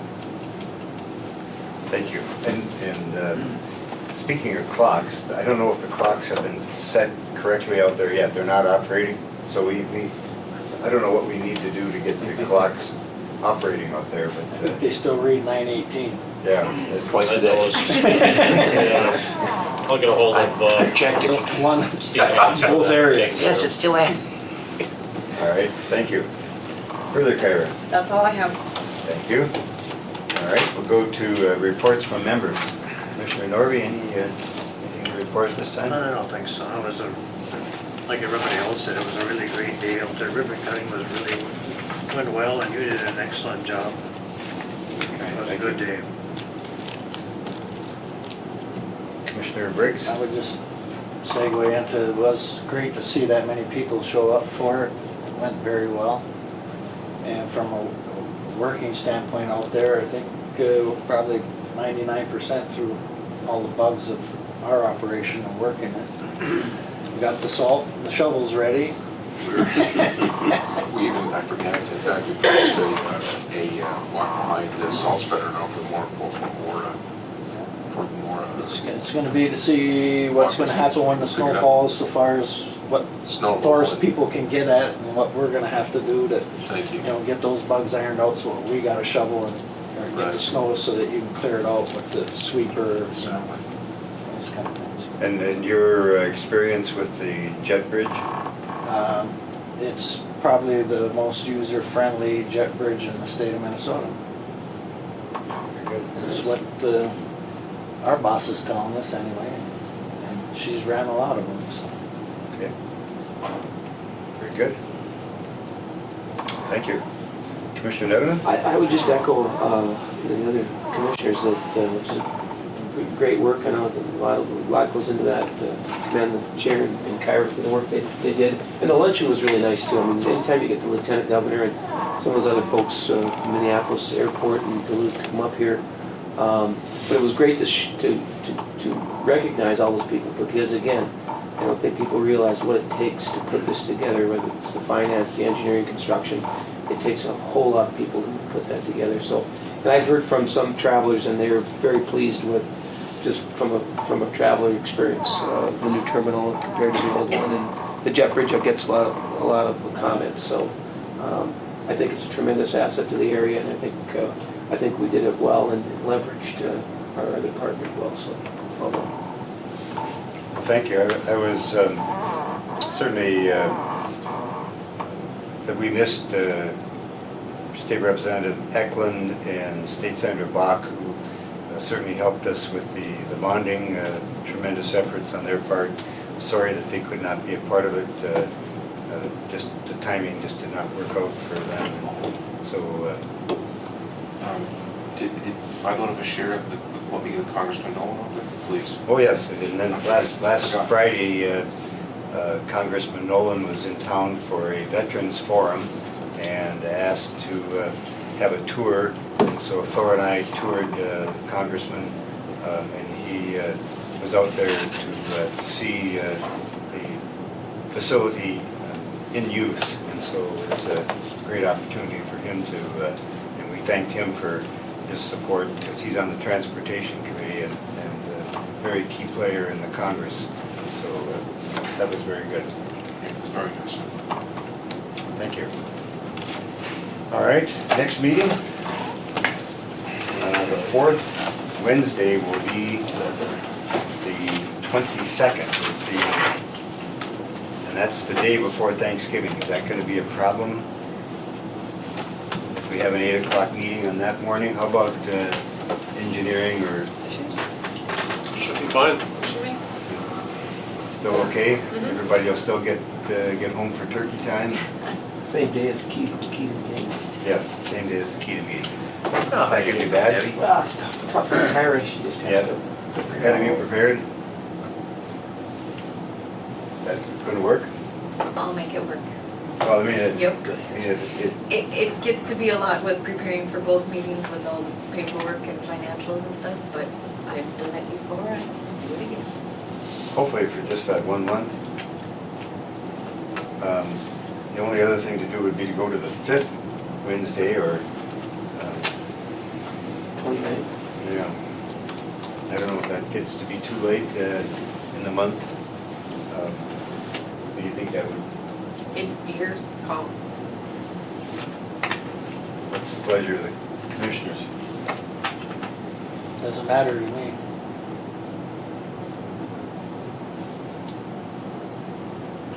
Want to go on the 5th Wednesday?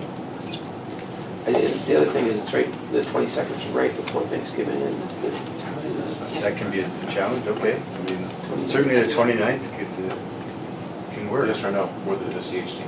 We can do it, we just have to get a different pilot, it sounds like. Uh-oh. On the 29th? Yeah, I'm unavailable that day, so. That's okay, we have got somebody else that can get us here. Okay.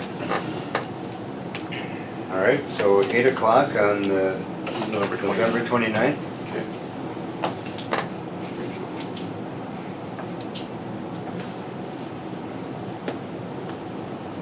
Very good. Anything further to come before the, Could I make a comment? please? It's about the old signage. I think it's gorgeous, and I think the commission should retain it and promptly display it. It's going to be the last memento we have of the current airport, and she's been a grand old lady for so many years. I think we need to do that in honor of what was and will no longer be. And maybe put a brief explanation of who designed the old sign and who did the artwork and how long it, welcomed people into our community. I don't know that I can tell you who did it. Yeah, I really don't know who put that together. It's been there for so long that... And that's what I'm saying, it's a wonderful memento of what was and which will soon be gone. probably been there from the get-go, right? Thank you. Yes. 1978. Thank you. Further? Nothing further, we will stand adjourned as a commission. Thank you for your time and Thank you, dedication. everyone.